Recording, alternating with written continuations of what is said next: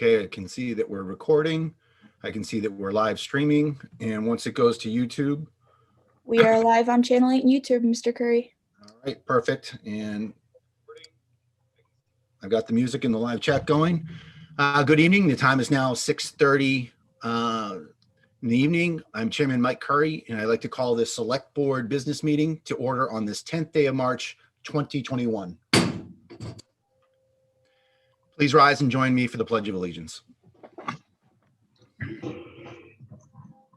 I pledge allegiance to the flag of the United States of America and to the republic for which it stands, one nation, under God, indivisible, with liberty and justice for all.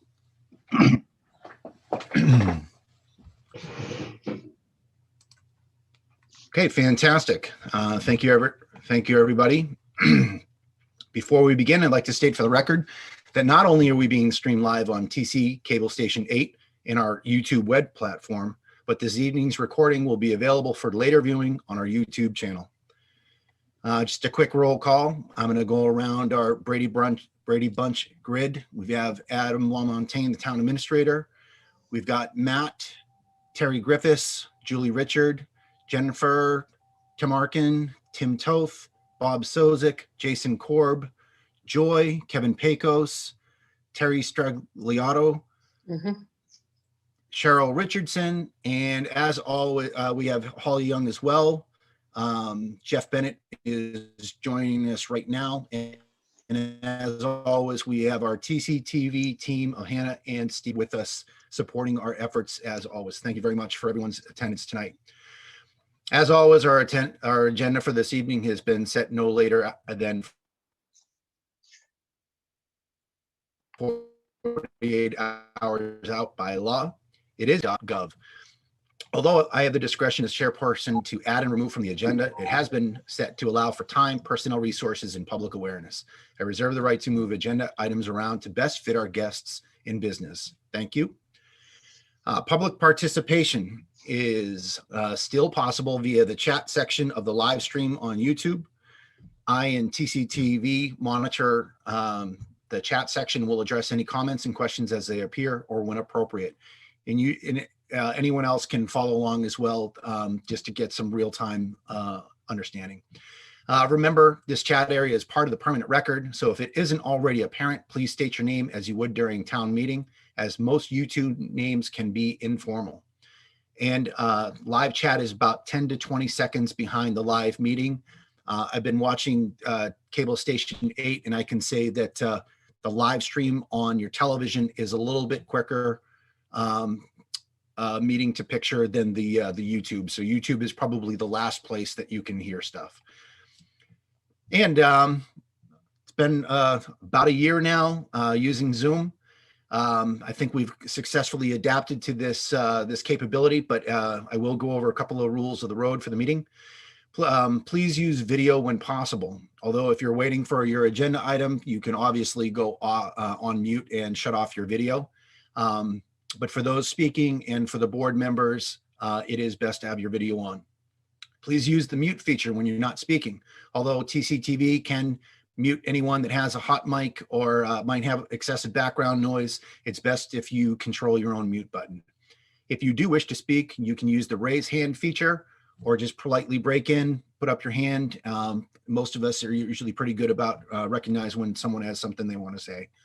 I'll usually reserve comments until after the board is at a full chance to ask whatever questions they wish. If you wish to see material shared in the screen, there are several people that with that capability that can share their screen. If you do wish to see something, a map, the document, anything like that, please request that of me. I can be pretty quick with the dual screen that I can basically pull up what you're looking for. This does help everybody stay synchronized and is definitely helpful to the viewing public with their 70-inch. They're watching us on their 70-inch plasma screen TV, and they can see everything up close as they want to. And with that, those are the opening comments. We are ready to move into our agenda. It looks like we have just one housekeeping item this evening, and that is approval for the meeting minutes of our our February 24th meeting. So board members, if you had a chance to review the packet, if you saw anything that needed clarification or amendment, I would entertain a motion to admit the meetings for 24th of February, 2021. So moved. Thank you very much, Terry. Do I have a second? Second. Thanks, Tim. Any further discussion or comments?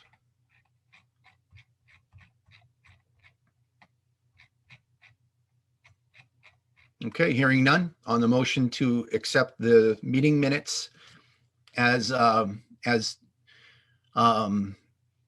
depicted in the agenda packet, and that is for February 24th. How do you vote, Jeff? Yes. Julie? Same. Terry? Yes. And Tim? Yes. And I vote yes as well. Thank you very much. Minutes are accepted.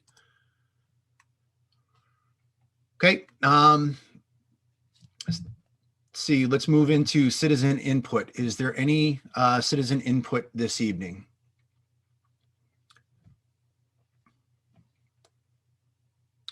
I do wish to note that Templeton Senior Center has reported the other day that approximately 60 to 70% of our citizens over 75 have received at least the first COVID vaccination.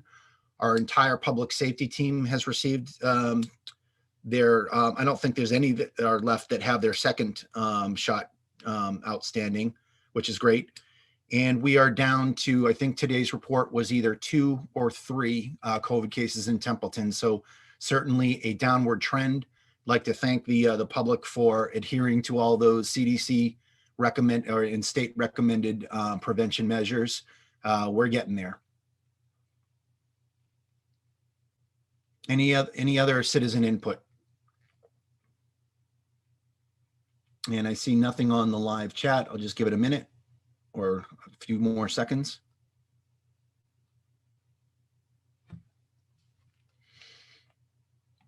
Okay, great. Thank you very much. Let's move into new business. Our first item of new business is introductions of new employees. Adam or Cheryl?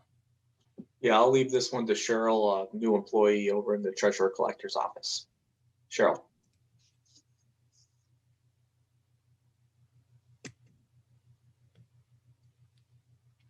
Mute. You're on mute, Cheryl. Sorry. That's okay. 2020 problems. Yeah, exactly. First world problems. I'd like y'all to meet Terry Stragliato. She started on Monday. She's Hi. going to be filling the clerk's position. So she had her first day the other day and that went well. So I want everybody to welcome her and wish her luck. Thanks. Thank you. Thanks, Cheryl. Terry, great to have you aboard for the team. Do you want to anything about yourself? Live in town? Yes, lived in actually Baldwinville for the past 15 years. And I really enjoy living here. It's a lot quieter than Leominster. I was originally from Leominster and it is a big difference. And yeah, I've been here 15 years. Fantastic, Terry. Well, I'm always happy to see new team members come on board. Definitely a different time in town. We're almost on the other side of it. Town hall looks much different than the way it normally is, and it's going to actually physically look different over the next couple of months as Adam works on how all of the new the office vestibules will look, and we'll start to implement some of those post-COVID service entries. So it's an exciting time to come into town hall. Thank you. Any other board members? Yeah, go ahead, Welcome, Julie. Terry. Hi, nice to meet you. Nice to meet you too. Welcome to the team. Thank you. Beat me to it, Julie. Welcome to the team. Thank you. Good evening. Welcome to the team. Thank you.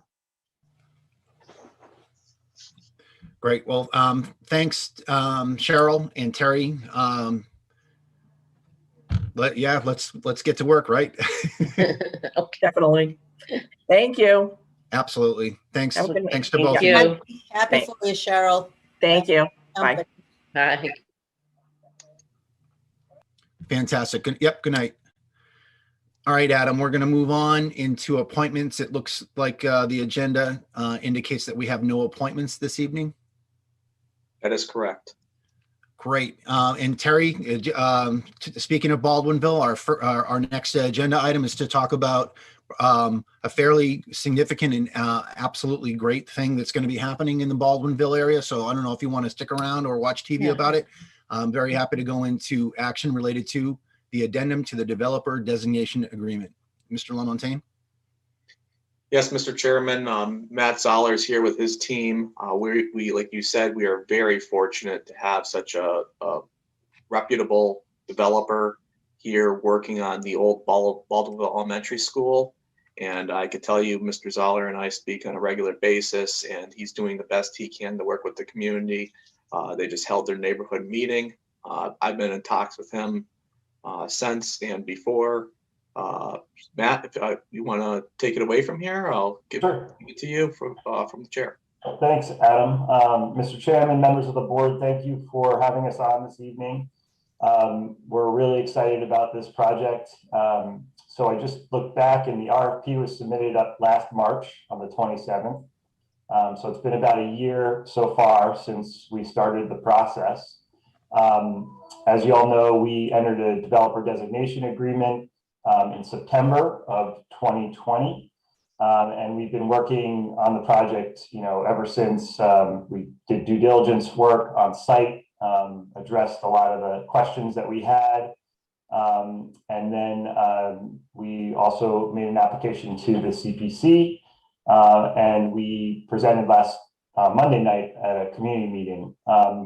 The purpose of our visiting you this evening, and this is actually my first meeting with you all, so I appreciate you having us, and it's exciting to be here with you all. I've witnessed some of the meetings via TCTV, so it's nice to be interacting with you one-on-one. Wish it was in person, but it is what it is. The purpose of this evening's meeting is twofold. One is to introduce two members of the team, not new members per se, but new members to this project. So Jenny Tamarkin and Jason Korb. Jason and I are business partners on another transaction, a similar transaction in Bridgewater. And when I brought this to his attention, very often we joint venture on these types of projects. They're complicated and time consuming, and Jason and Jenny have great expertise in this area. So the request of you this evening is to amend my developer designation so that Jason can join the team with me vis-a-vis our an entity. We set up single purpose, single member LLCs or multi-member LLCs for these projects. And we've created one for this one, but we need to amend the developer designation agreement to allow for that to be the entity that is actually doing the redevelopment. It doesn't change anything as it relates to the developer, so to speak. I'm still heavily involved. Jason is going to be also involved, and Jenny as well.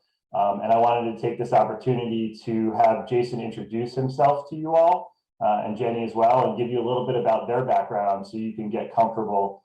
I know you, in the RFP, you learned a lot about myself and my team, but we'd like to add Jason and Jenny. So with that, Jason, I'll maybe turn it to you.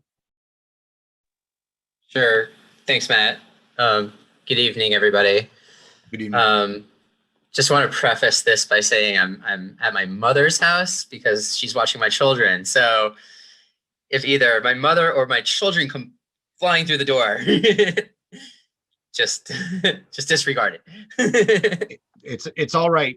I don't think that's any different than what we've experienced. Okay, sounds great. But thank you for having me tonight.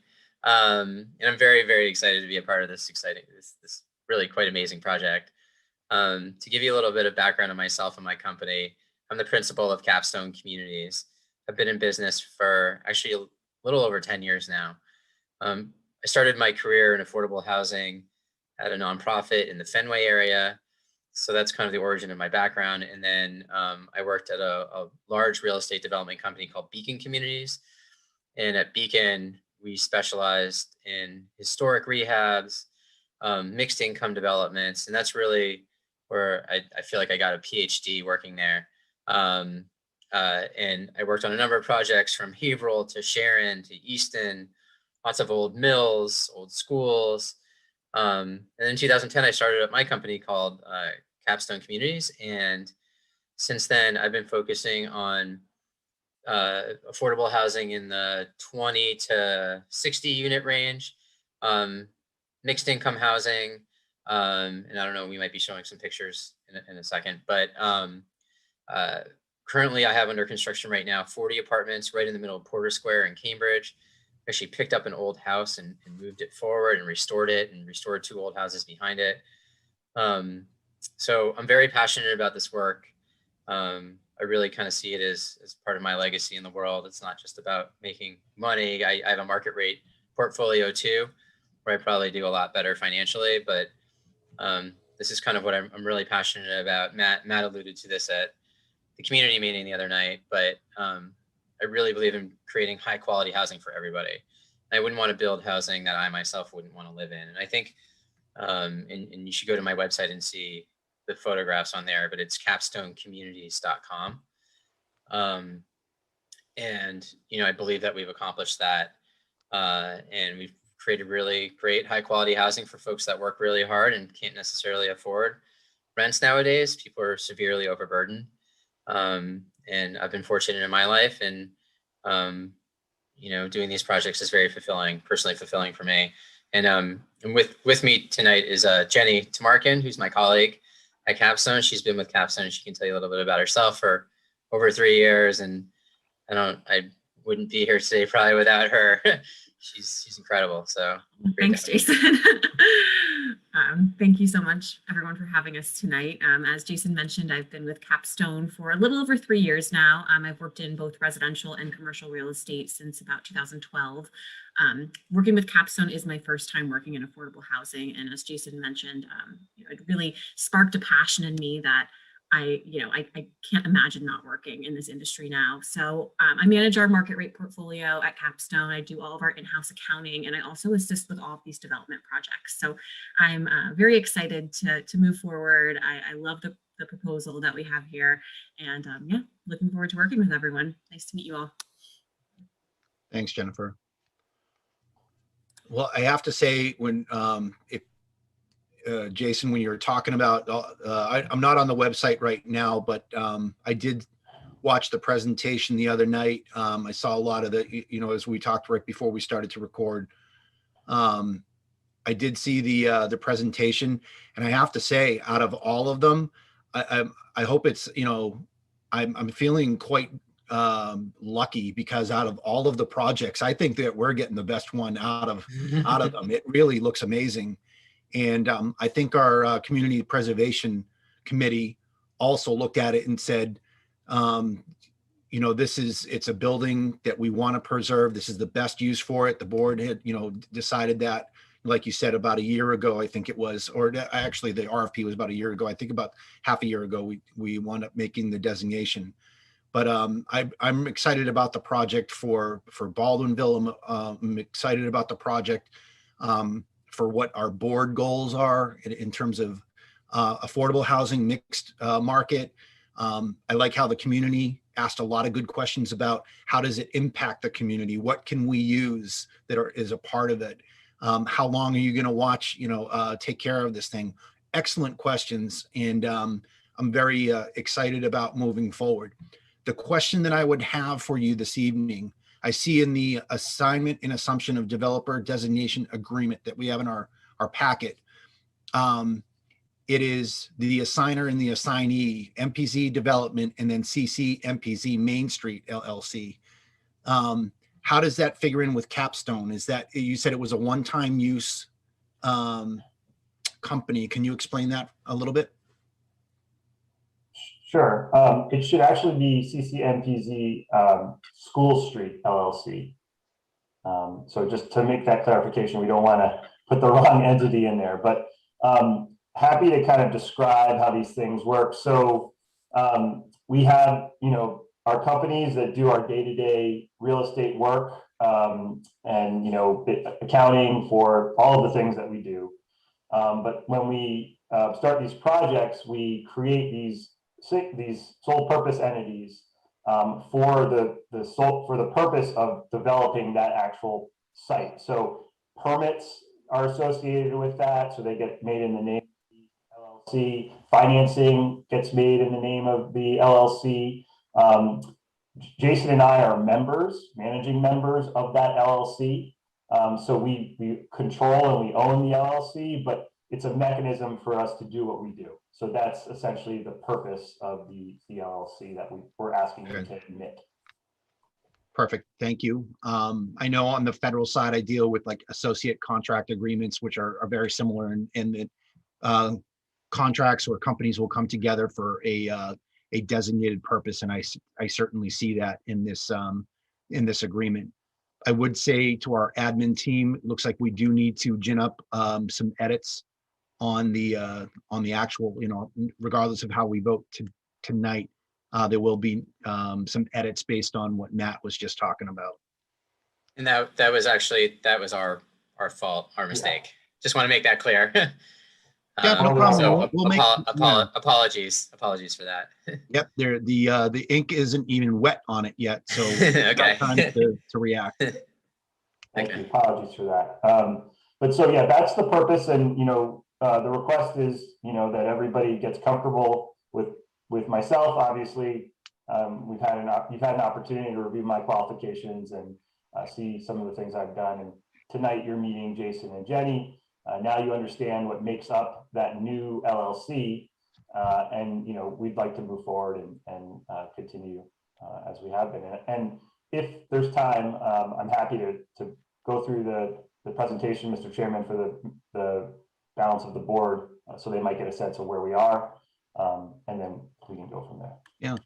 So for the rest of the board, if there are any questions about it, or if you have any desire to see any portion of their presentation, just let me know. Terry? Oh, no, I watched the presentation on CPC and I was thoroughly impressed, and they were even ahead of the game in some instances, like Conservation Commission. They were kind of, schooling George, so to speak, not to be, so I'm very grateful. And I just went on the website and my heart leapt within my throat because there's the proposed Baldwinville Elementary School. That's beautiful. It is. It really is. I'm really excited to listen to these folks and to see this project move forward because they're top notch. That's for sure. We're very lucky. Thanks, Terry. Tim, Jeff, or Julie, any questions or anything further? No questions, just a comment. I was watching on the TCTV the other night. There was a lot of community involvement and questions when they did the initial presentation. And they very thoroughly answered everything that was raised. Very impressive. Go ahead, Julie.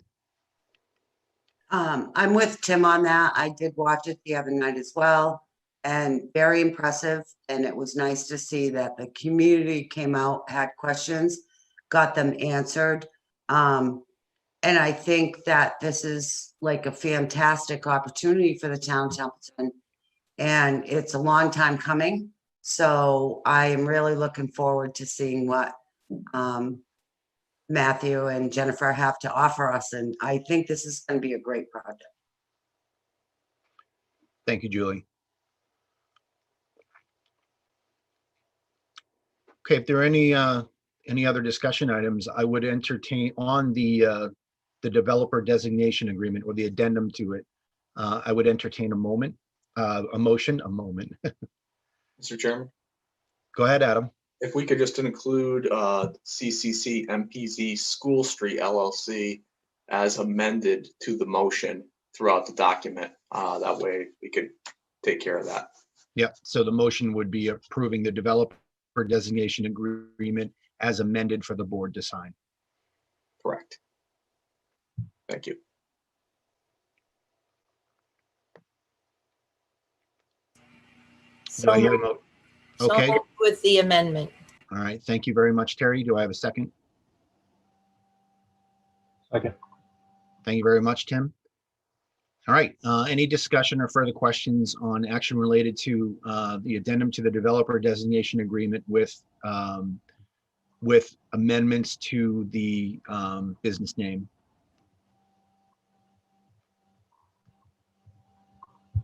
Okay, hearing none on the developer designation agreement for the board to sign with amendments. How do you vote? Jeff, Yes. Julie, Yes.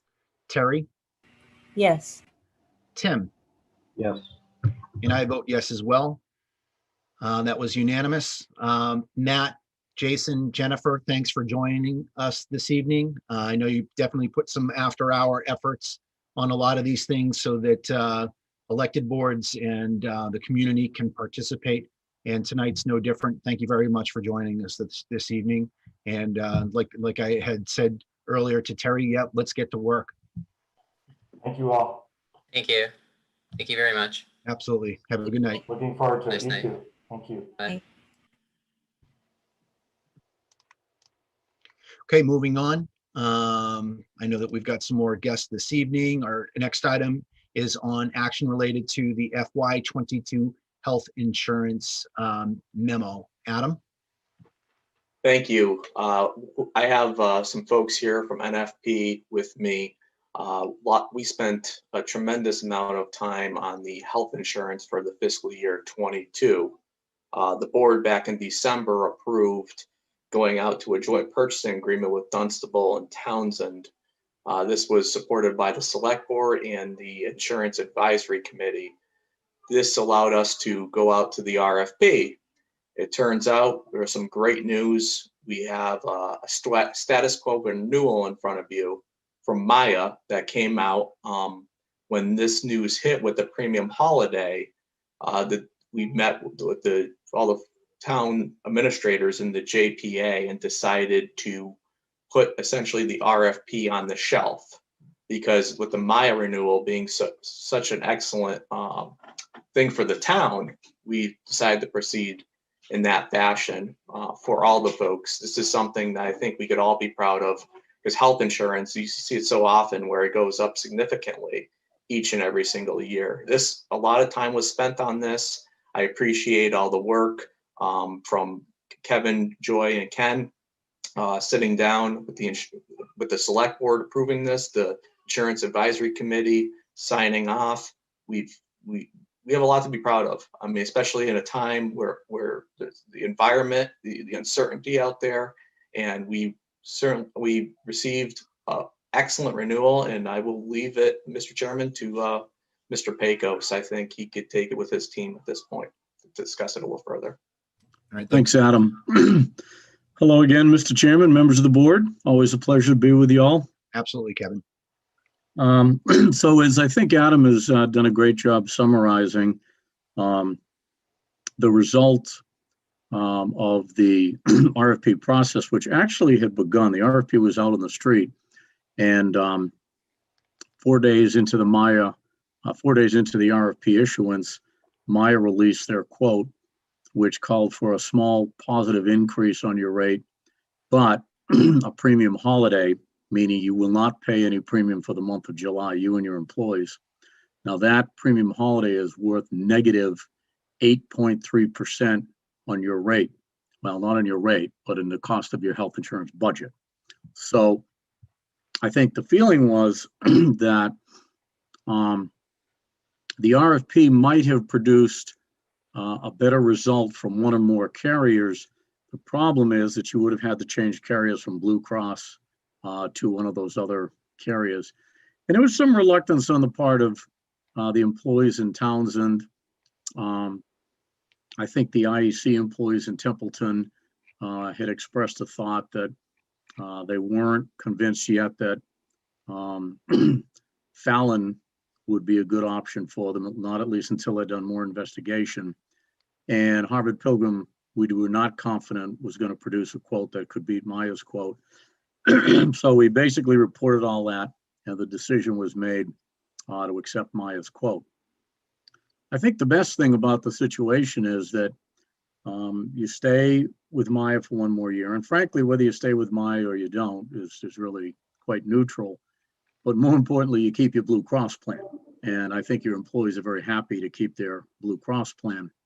So you have got sort of have your cake and eat it too kind of a situation where you're going to save an enormous amount of money this year with the premium holiday, the Maya quote, but you set yourselves up very nicely with the formation of the JPA to take your business out to bid next year jointly. And we believe that you will receive very competitive quotes next year. And so you could very easily have a 2-year situation where your rates, you have 2 negative renewal years in a row.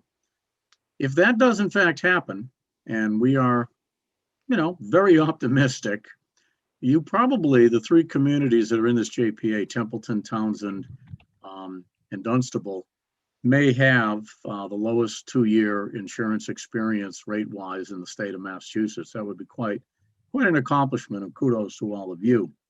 Now, we're hoping that, of course, we won't know until next winter when we're taking you out to bid again in July and February, but we're quite confident the marketplace looks really good.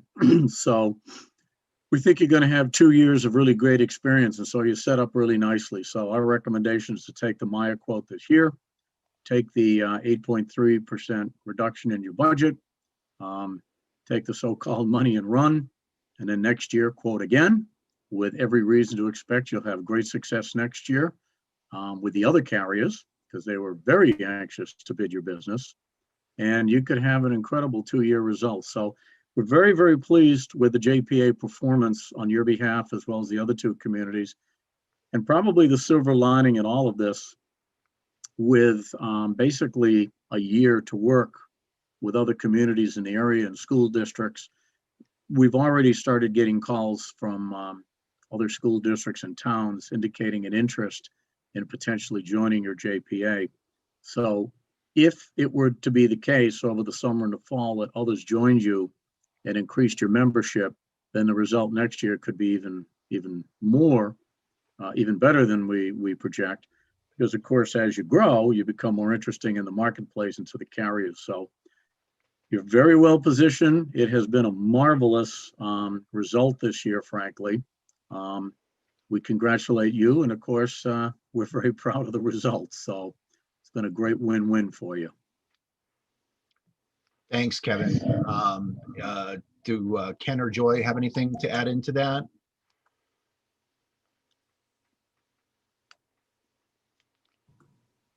Can you hear me? I Yep, just we can. unmuted. Yes, Kevin, I didn't know if you were going to discuss the current plan design with the town having 2 plans and continuing with 2 plans? No, it isn't. Well, I think My question. I'll go back to Adam for that, and that's the other part of his memo, and I think we'll let him introduce that in whatever way he'd like. That's I the see. second component of the discussion for the board. But I think the first component was just to review the RFP result and report back to the board on that. I see. Sorry. Thank you. Yeah, certainly, Kevin, I agree with you. High fives all the way around. Very successful. I think the bargaining, the continuity that was important to me was quality plans all through this. Certainly we want to save money, but the work that was done to compare and preserve the service to our employees, what I thought was the best part of this process, and we get to save a little bit of money and put ourselves in we have a little bit of a stand back right now to be able to have some maneuver room for our next effort. But I know the board members might have some additional comments or questions, but certainly we would like to have a discussion about the 2 plans that we do have in town. Mr. Chairman, I just would be remiss if I didn't add kudos to your staff, Adam and Holly, and to your Insurance Advisory Committee. Absolutely. Yep. Joy and I can tell you we work with 100 cities, towns, and schools in Massachusetts, and not all are as receptive to entrepreneurial kinds of ideas as this. And kudos that your folks were very receptive to the idea. So your IAC did a terrific job. And of course, your staff, Adam and Holly, did a great job. And I have to credit my colleague, Joy, who really led this effort over the course of the last year, working with your IAC directly. And I would be remiss if I didn't give her a pat on the back too. She's done great work. So I agree. win-win all around, as you say, Mr. Chairman. Thank you very much for that, Kevin. Board members or Adam? I just want to say we have some issues we have to work out moving forward on the alignment action. So I'll leave it at that.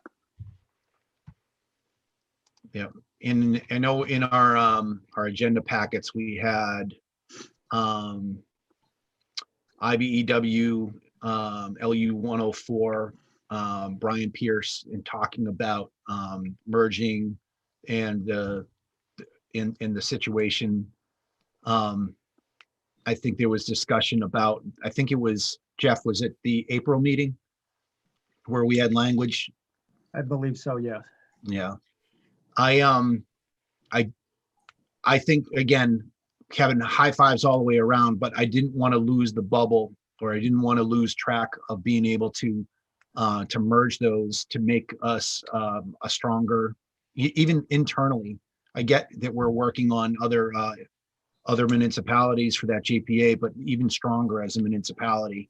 And I think we've been working to try and have a closer ties, better relationship with our water and light department. And I think that this is part of it, to be able to say, we're all going after better service and a better low-cost service. Mr. Chairman, if I may, just Yep. just to relate how this Maya increase so low, I believe the last time that the town we talked about going out to bid for insurance to Maya, and it was a projected 7% increase for the following year. And this was probably, I don't know, 10 years back or so. We informed them that we were going out to bid for health insurance, and we got what I thought at the time was a very low increase. It was between 2 and 3%. And after that, it has, Maya has climbed, steadily back up in the 5 to 7, 8 or so. So the last time that we really had a shot at significant savings for a year was probably going back excess of 10 years. So this percent increase that we, this little small increase that we have this year by taking this action is significant. And I hope it grows not only into a second year, but maybe like 3 years out, we can get a steady, smaller increase with one of the biggest individual budget items that we have.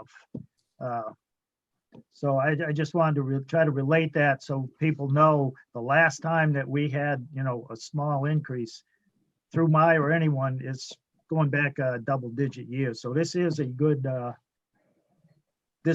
move and a good thing happening for the town. And I hope we keep it rolling. Thank you.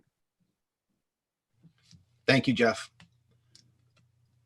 Adam, from light and water perception, I think that last line, and I need a little bit help with that. It says, the members of the IBEW Local 104 stated they do not support being held to a plan change next year if the course of the JPA stays the same and would need to be renewed under the status quo. That means if we, Kevin or Adam, if I'm interpreting that correctly, if we do, everything's fluid right now. If we wind up staying on track to expand that JPA, to enact the JPA. Basically, the local 104 is telling us that they don't support merging if that occurs. In that second year, or again, reading the tea leaves, getting a low rate and remaining flexible may in fact help us in our efforts to merge that. Am I summarizing that properly? Mr. Chairman, if I could jump in here, Kevin and I talk on a regular basis. I've learned That I know. out from these folks. Yep. Mr. Terenzini when he was here, and I can say, by having time to sit down, work this out, Kevin and I and the Joy and all the folks are going to do what we can to move forward in a positive way for the town, for the alignment, and it's going to require discussions. Okay. Kevin, did I miss anything there? No, not at all. I think you summed it up again very well with the time that this will give us between now and the next bid cycle, 9-10 months from now. We'll be able to assist Adam and Holly and the board by working with the IAC and the union membership to show them why it's in their best interest for Templeton to enjoy one plan instead of two plan designs. Frankly, Templeton has a plan design. Dunstable has a radically different plan design, which features a very high deductible, $500,000. And Townsend has yet another plan design. Now, when the bidders see three different plan design, they are willing to bid, and this year proves the result. But having said that, what they don't like is to have multiple plan designs in a single town. Right. And the implication of that is not that you can't have that. If the town chooses to have two plan designs, Right. they can do it. But what it means is that the bidding will not be as good, and you will not receive as big a discount when you bid next winter in comparison to if you have one plan design. Yeah. So given that we've got I some would think time now. optics. Yes. I'm sorry? I was going to say, to me, layperson within the insurance industry, but it also becomes optics on the viability of the municipality that you're entering into an agreement with. Yeah, that's true. And so given the time that we'll now have, I don't think there'll be any problem at all. You've got an eminently reasonable group of people on your IAC, and I'm very confident that we'll be able to sort out the issues and show them a good way to consolidate plans, have one plan going forward, and that will end up being very much in the best interest of the employees and the town. And again, we look forward to working with you next year and producing another good result. So we're very pleased about having the opportunity to, have that time to work with the unions. Thanks, Kevin. Julie, I think you had a question. I'm not sure that it's really a question. I guess it might be, but it's a concern that I know at this point that Templeton Light and Water would like to stay separate for now. When we vote on this tonight, do they have any wiggle room? Do they have any say? I know it doesn't look all that fantastic to have two separate plans in town. However, they have always been a separate entity.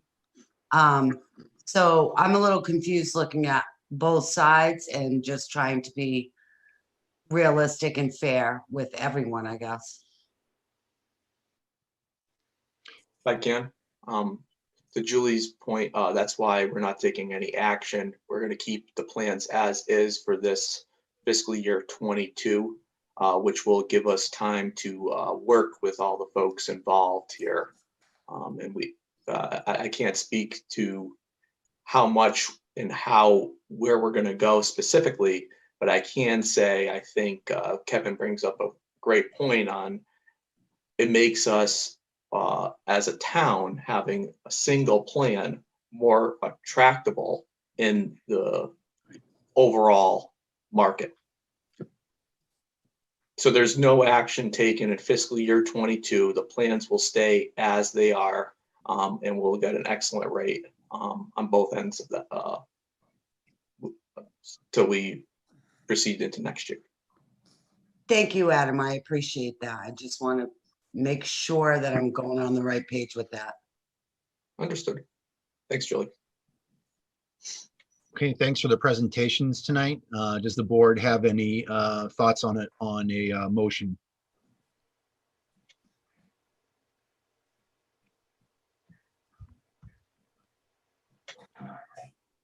Any further questions or otherwise?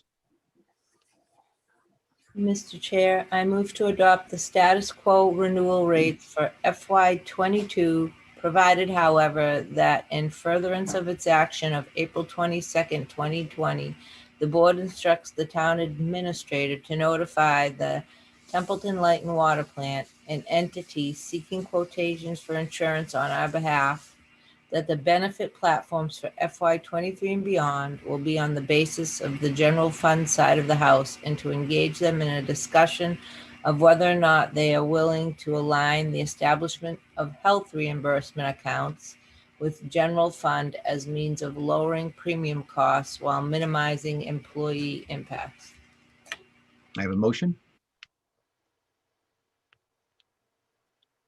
Second, Thank you, Jeff, for a second. I have a motion and a second. Any further comments or questions? Discussion.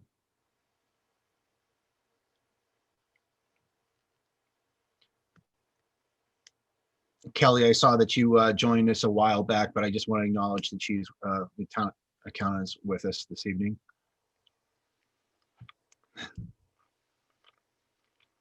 Okay, hearing no further discussion on the motion, that two-part motion for the FY22 health insurance. On that motion, how do you vote, Jeff? yes. Julie? Yes. Terry? Yes. Tim? Yes. And I vote yes as well.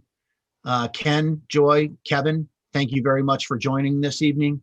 Again, I agree with you, Kevin. I think it's definitely a high five moment, and we've got a clear direction forward, and I hope may the wind be on our backs, right? Yeah, indeed. And Mr. Chairman, let me say a thank you to the board. I remember my years on the Board of Selectmen in North Reading back, my goodness, 40 years ago, I think it was. And as I remember, board members get lots of criticism, and you rarely get anybody saying thank you. So in front of what I hope are many, many citizens watching tonight's broadcast, let me just say that we also work with lots of boards of selectmen, city councils, mayors, et cetera. And it isn't always the case that a board of selectmen understands an opportunity, is willing to take some risk and make some change and take a vote. And you did that. You joined the JPA. It was stunningly successful for you. So kudos to the board too, because you really don't get enough of that, do you? With that, I wish you all well and see you soon. All right. Thank you very much, Kevin. Joy, Ken, thanks Thank for you. joining us this evening. Thanks, Thank Mike. you. Thank you. Good night. Bye-bye. Okay, moving on to action item 5D. That is action E as in echo. That is action related to the affirmation of the use of Esser II funds, Esser meaning Elementary and Secondary School Emergency Relief 2. Adam? Thank you, Mr. Chairman.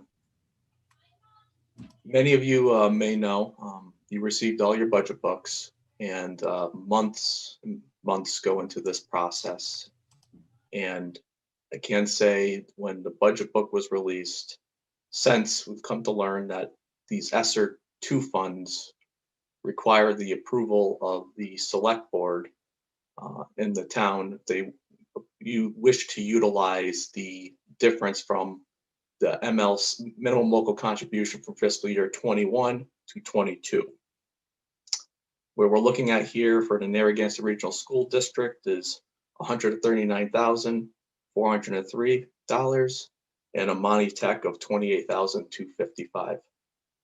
This is roughly $167,000 that's already included into your draft budget that I have proposed.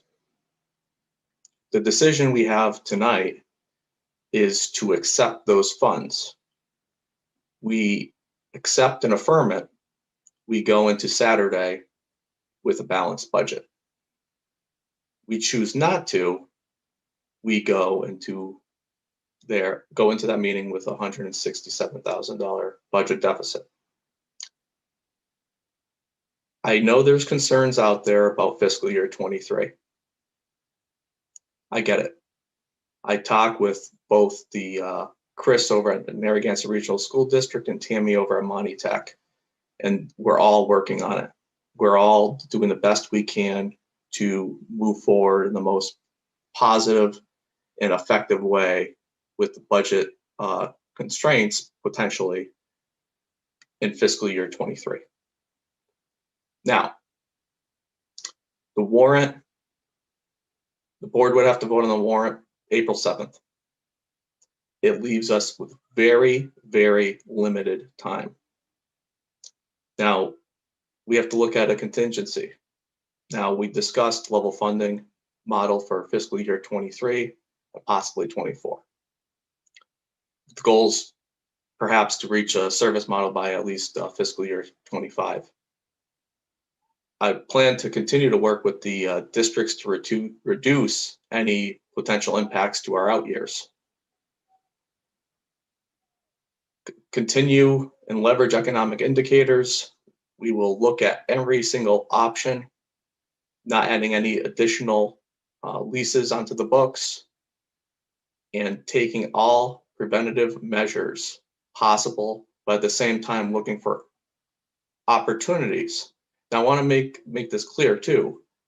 If the board were to vote no, you will have a $167,000 deficit roughly going into the budget hearings on Saturday.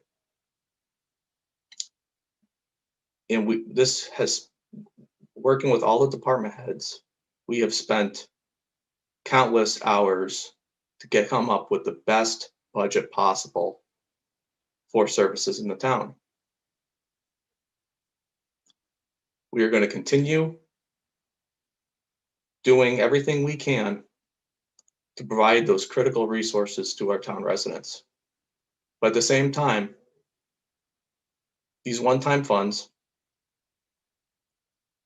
are one-time. We have to be cognizant of the fact that relief has been approved.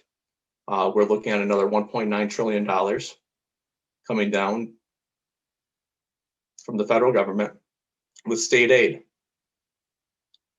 I believe there's going to be more relief coming down the road. But we do have to watch out and prepare now and get through fiscal year 22.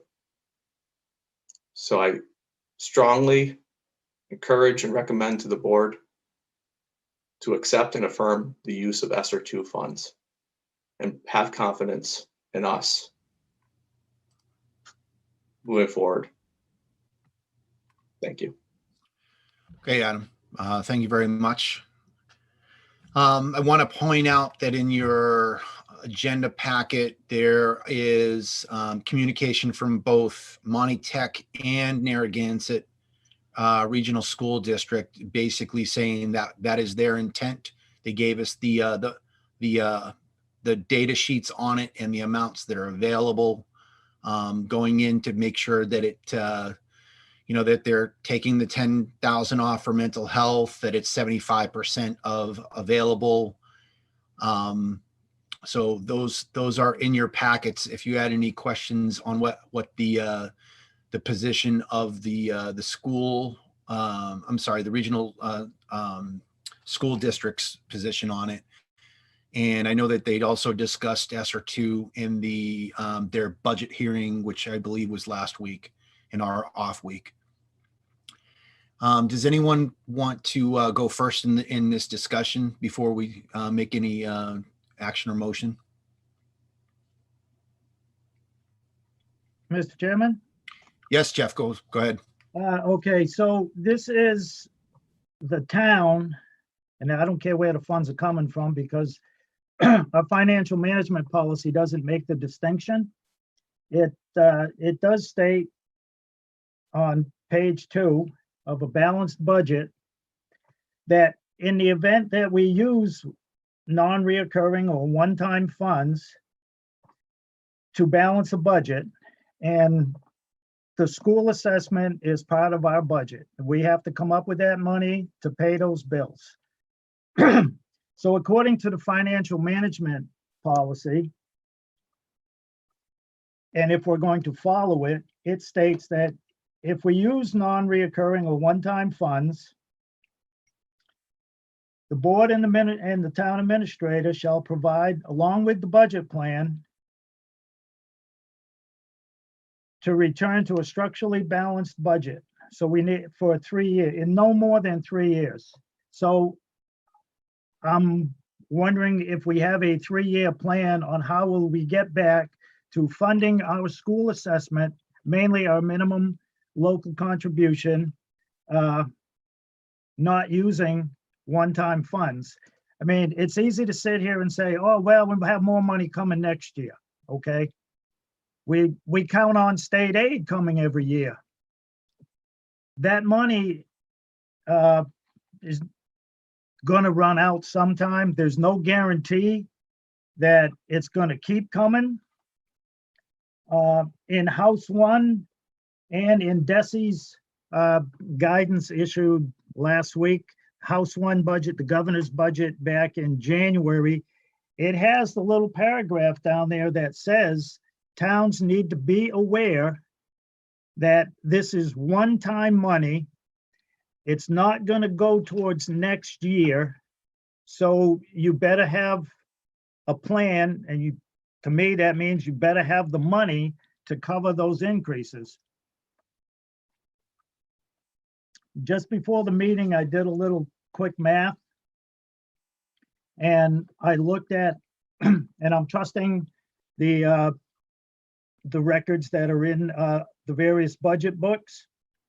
I went back and looked for the minimum local contribution increase for the past 5 years. And I did it 2 ways really quick. I tossed out a high and a low, and I got an average of 142,782. So I would just, use Carter's method and say 143,000. I took all 5 years and added them up and divided, and I got 137,753, about $140,000 increase in our minimum local contribution. And part of the formula that the state funding formula has, DESI has, is municipal wealth. What can you afford? And half of that equation of figuring out town's wealth is property valuations. The higher your property valuations go up, the state looks at that and says you can afford to pay more. Doesn't mean people have money in their pocket to pay more. It just says on paper you can pay more. So I have an issue of using one-time money on the gamble that we're going to be okay. Because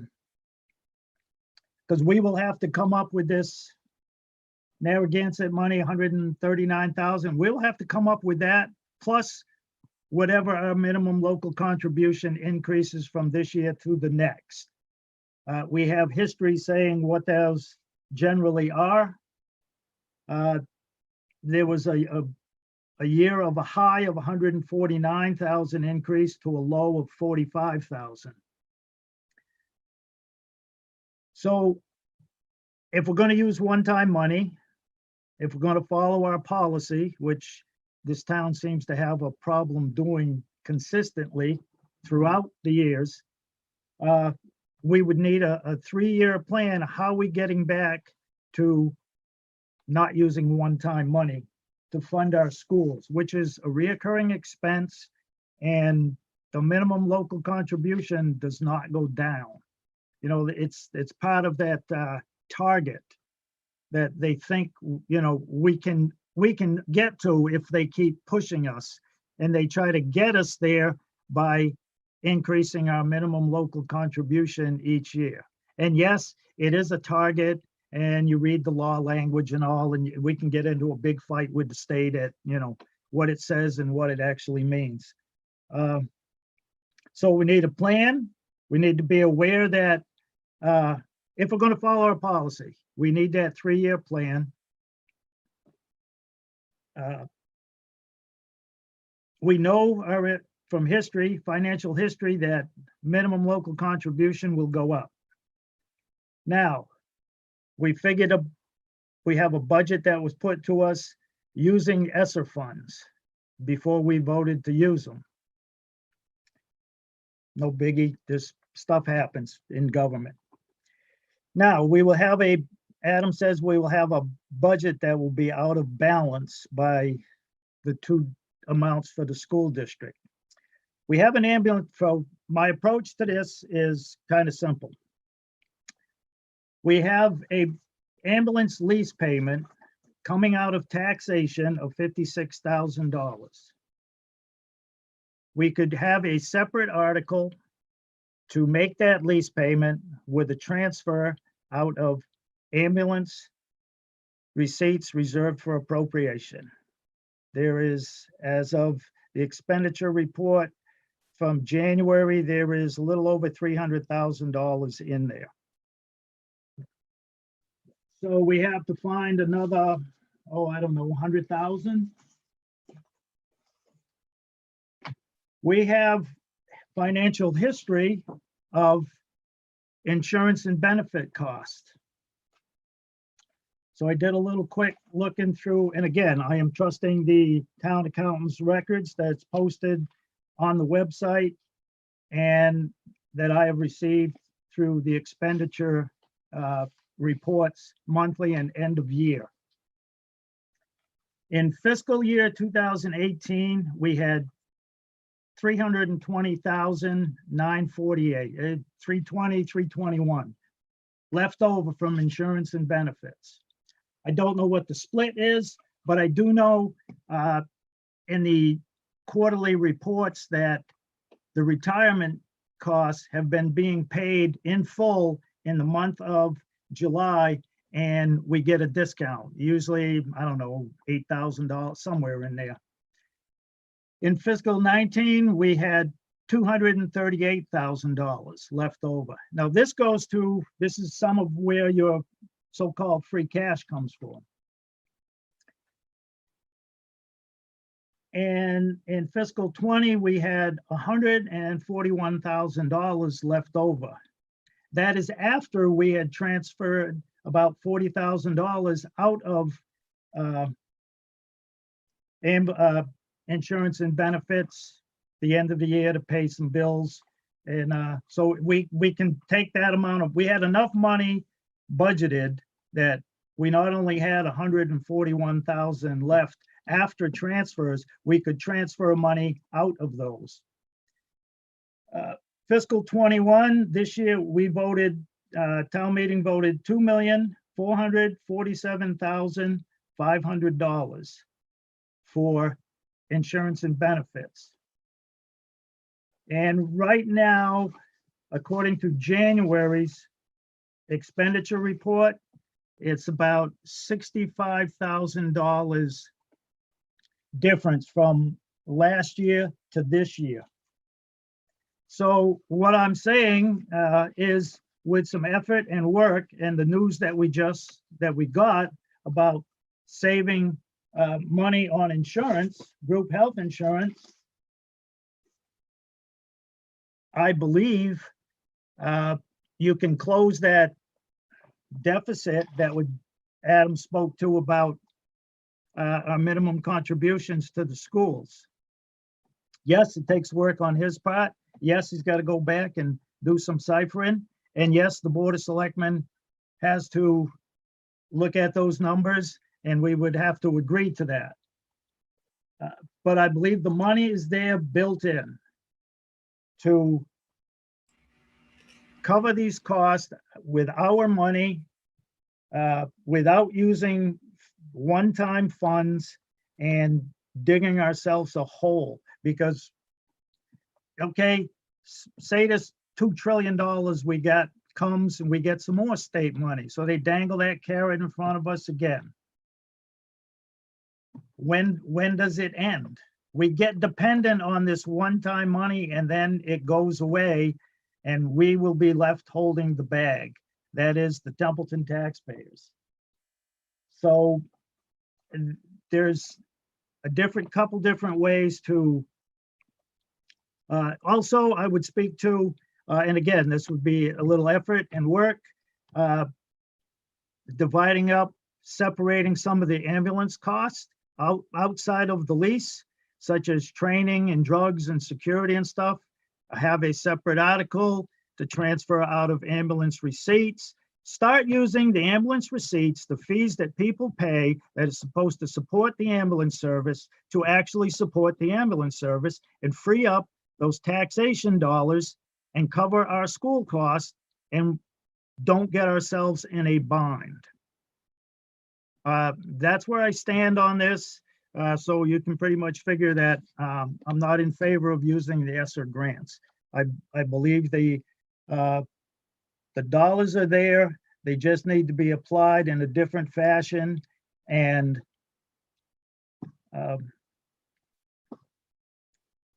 believe it works, and it would work long-term benefit to the town. I don't want to do another year of wing and a prayer like we did this past year. We'll be fine. We believe we have the money. Yep, okay.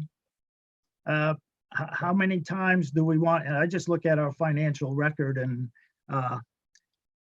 look at government state aid, and up to this point, about every 5 years, there's a decline or something happens, there's a hiccup, and we end up dealing with it.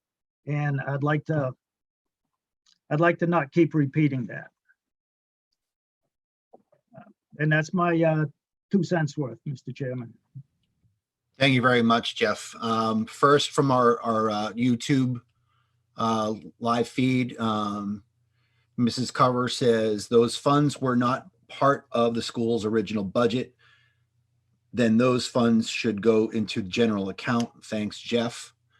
Adam, I see your hand up.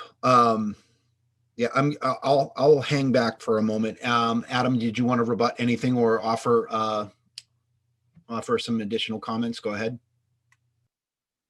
I do.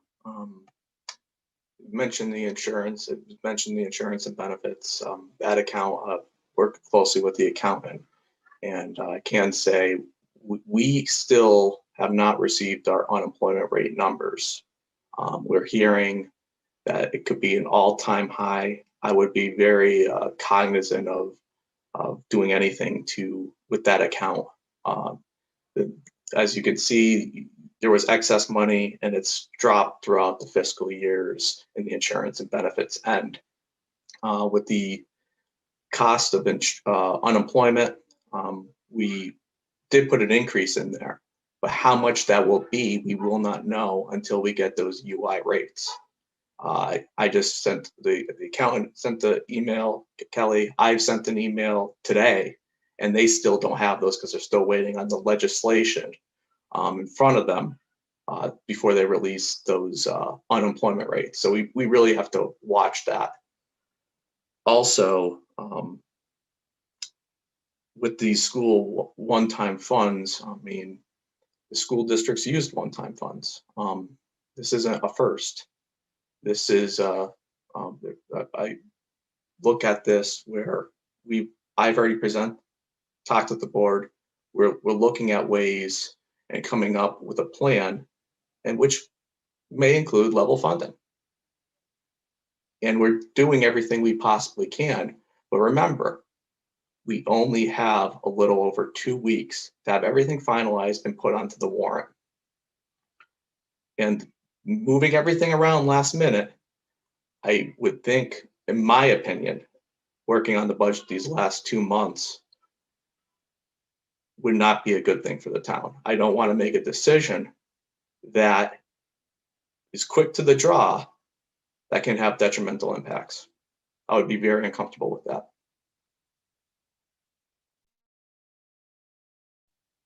I think you're on mute, Mr. Chairman.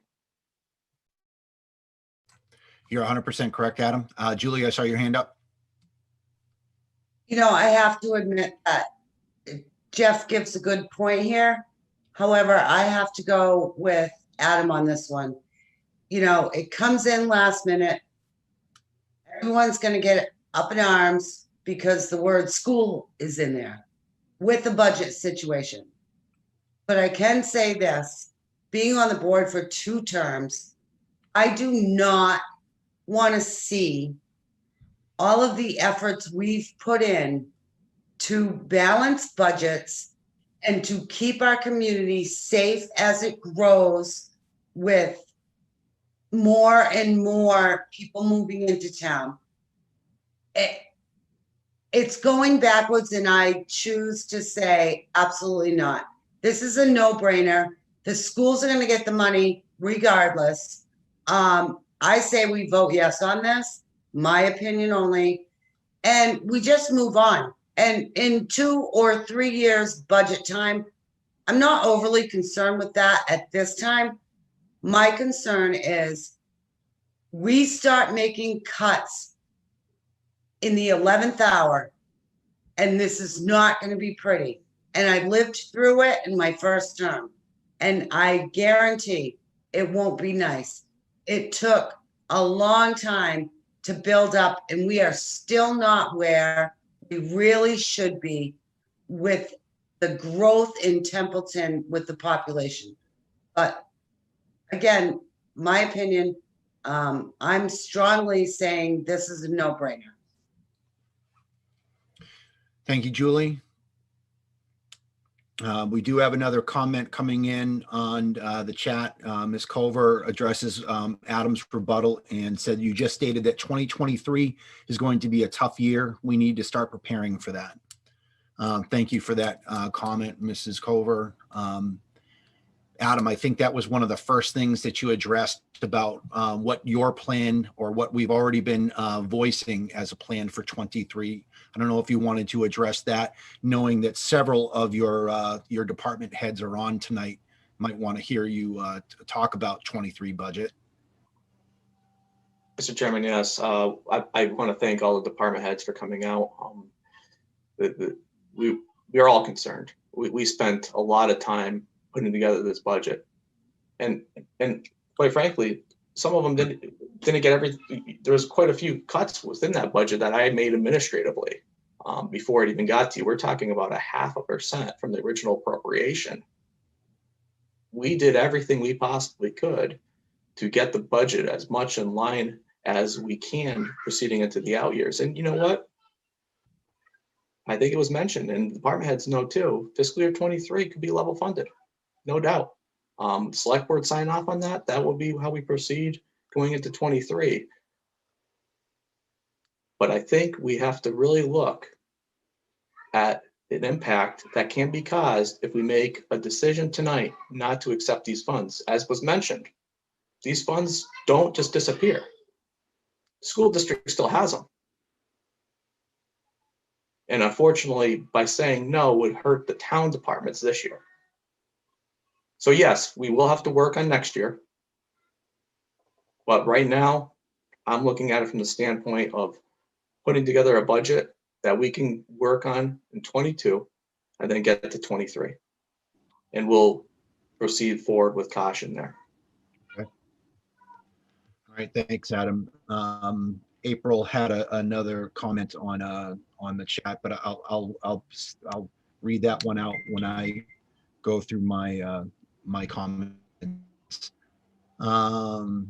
Terry, Tim, or have any comment or rebuttal for anything so far? I do, Mr. Chair. Or do you? I've had some phone conversations with Adam. I sent him a couple of documents on these ESSER funds. The presentation the school committee gave, the ESSER funds were indeed part of their presentation. They had already factored them in. They had not yet been accepted. ESSER funds do go away. If we do not accept it, the money is off the table. That is by federal statute. That's a FEMA fund that goes away. So my concern is this all builds to our minimum contribution, and that is what builds the foundation budget for the school. If we approve this, we're rolling that foundation number over perpetually. So to Mr. Bennett's point, we're taking one-time funds, but we're looking at it long-term. And it's just, I'm questioning the timing of all this. I'm questioning the release of the information last week explaining that the boards of selectmen and the city councils have to approve these one-time funds. So to Mr. Lamontagne's statement, the school gets the money either way, that is not true and factual. If we say no, that money is not there. Unless I'm completely misunderstanding everything that I've read. Yeah, Tim, that their amount, which that's actually in the packet. Adam, I can take this one, see agenda packet. Their Esser II funds are 551,234. That's 551,000. There is the flexibility to use once you devote or fence 10,000 for mental health. The municipality, if it chooses to, which is what we're talking about tonight, may use up to 75% of those funds for reducing an increase in the MLC, which when looking at the state spreadsheet, some communities did not have an increase in their minimum level contribution. We did. And so did Monty Tech as well, because we're dealing with basically both school districts or both school systems. So of that 551, up to from 1% to 75% may be used for that. Otherwise, that 551 can be used for the plethora of related items. I mean, they could even I saw language in there, they could use it to buy a vehicle if they wanted to. They have certain capital restrictions. There's a host of different things that federal money can be used for.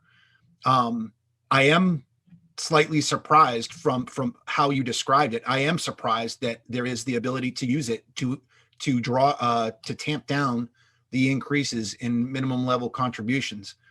I can see the design of it, but I am surprised that there is the flexibility to use those funds. And I just wanted to answer your question, Tim.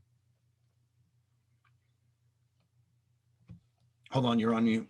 Sorry, I was on mute. I'm looking at the school district committee's letter dated March 4th.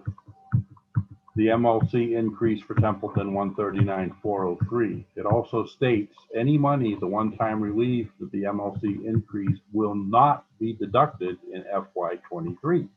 Agreed. Statement. If we accept this, we're rolling it into the next fiscal years. That's my concern, and that's what I'm really reading this and making sure I'm understanding this, because right now I'm not completely understanding this.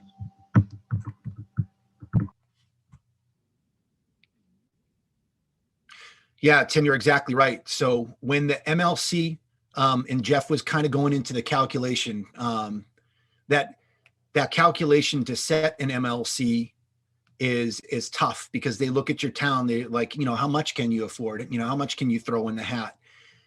We cannot use that 139,403 as part, we can't report that as part of the money that we spent. So it does work against us.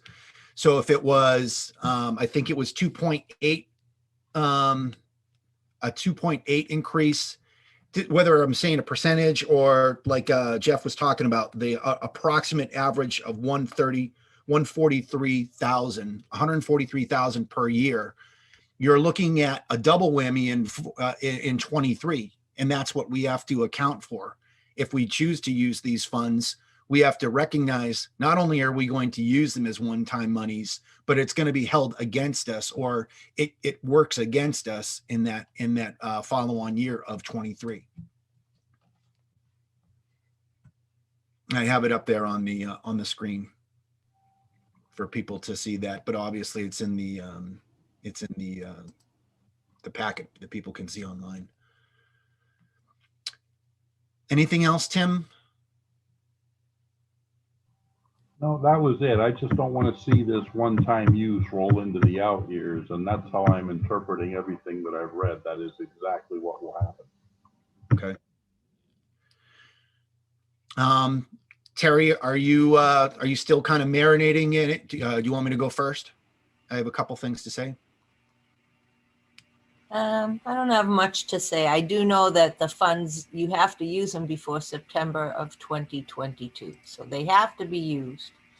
How you choose Yep, to they're, use them. single year And- appropriation. And what I'm hearing is Adam's asking us, number one, to be confident in his ability going forward, working with the school to come up with the money that we're going to need if we vote yes tonight, to come up with the potential deficit or what have you that we're going to add to our budget going forward. And number two, which is on my mind, is collectively town employees have probably put in over 3 months of time into this budget.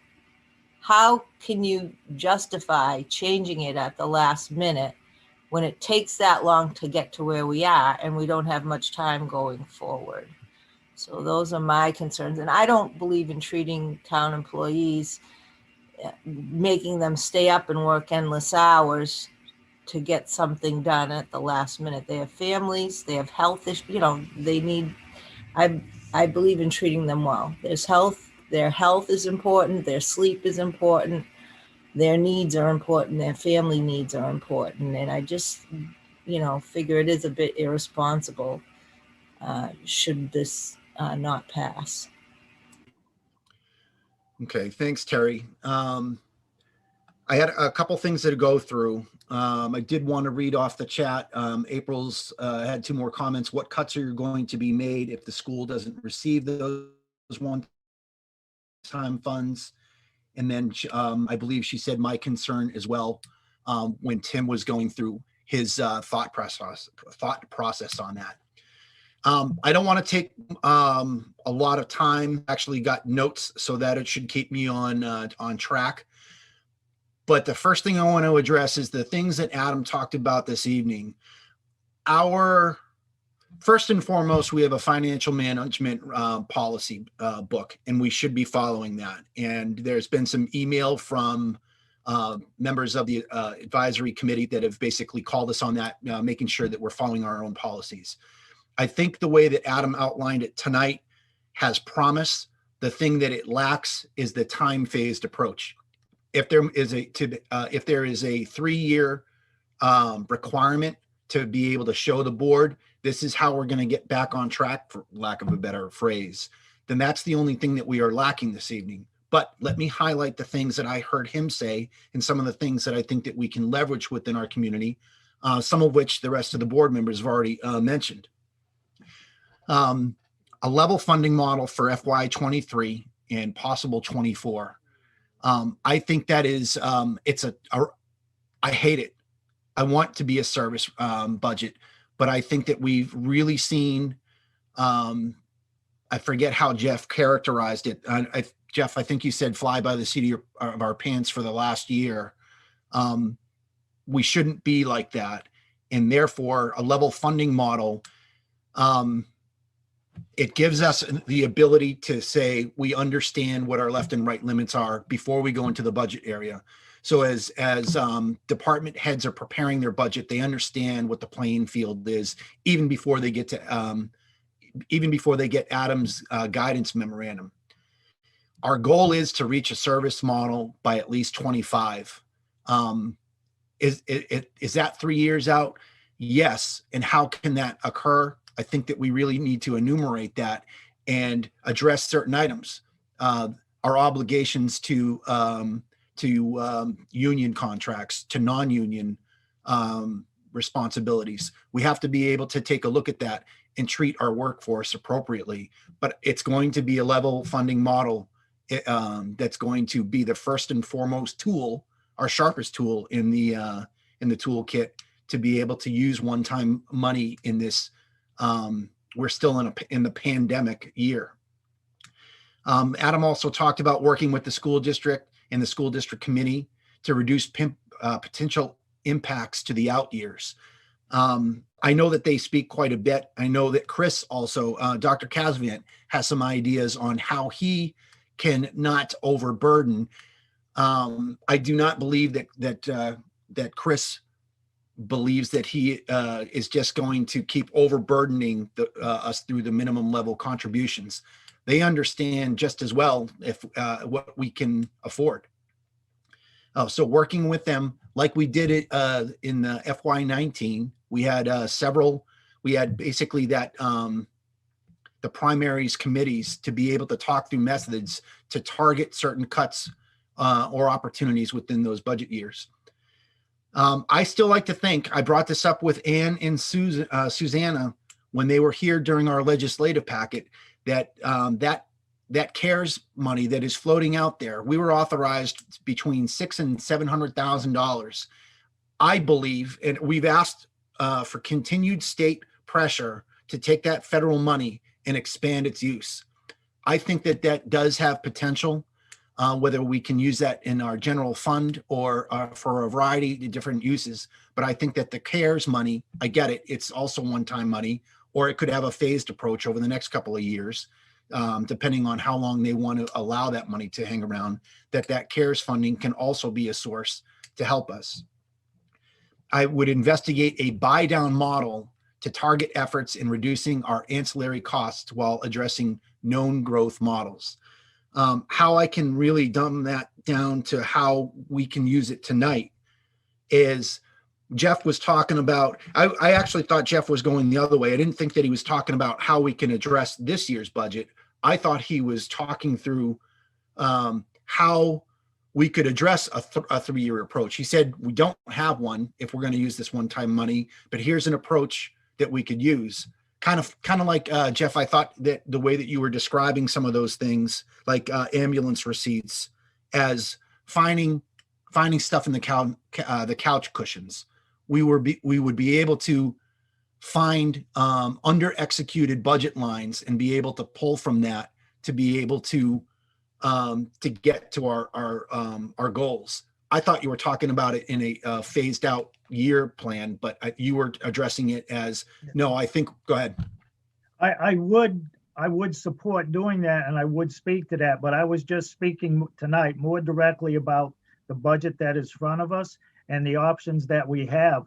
But going forward, and I will be jumping on the end of the year to see what we have left in various funds and put up a worksheet. I'll just scribble it out on a pad and do simple math that if we have over $100,000 left in insurance and benefits again this year, then we're doing something wrong.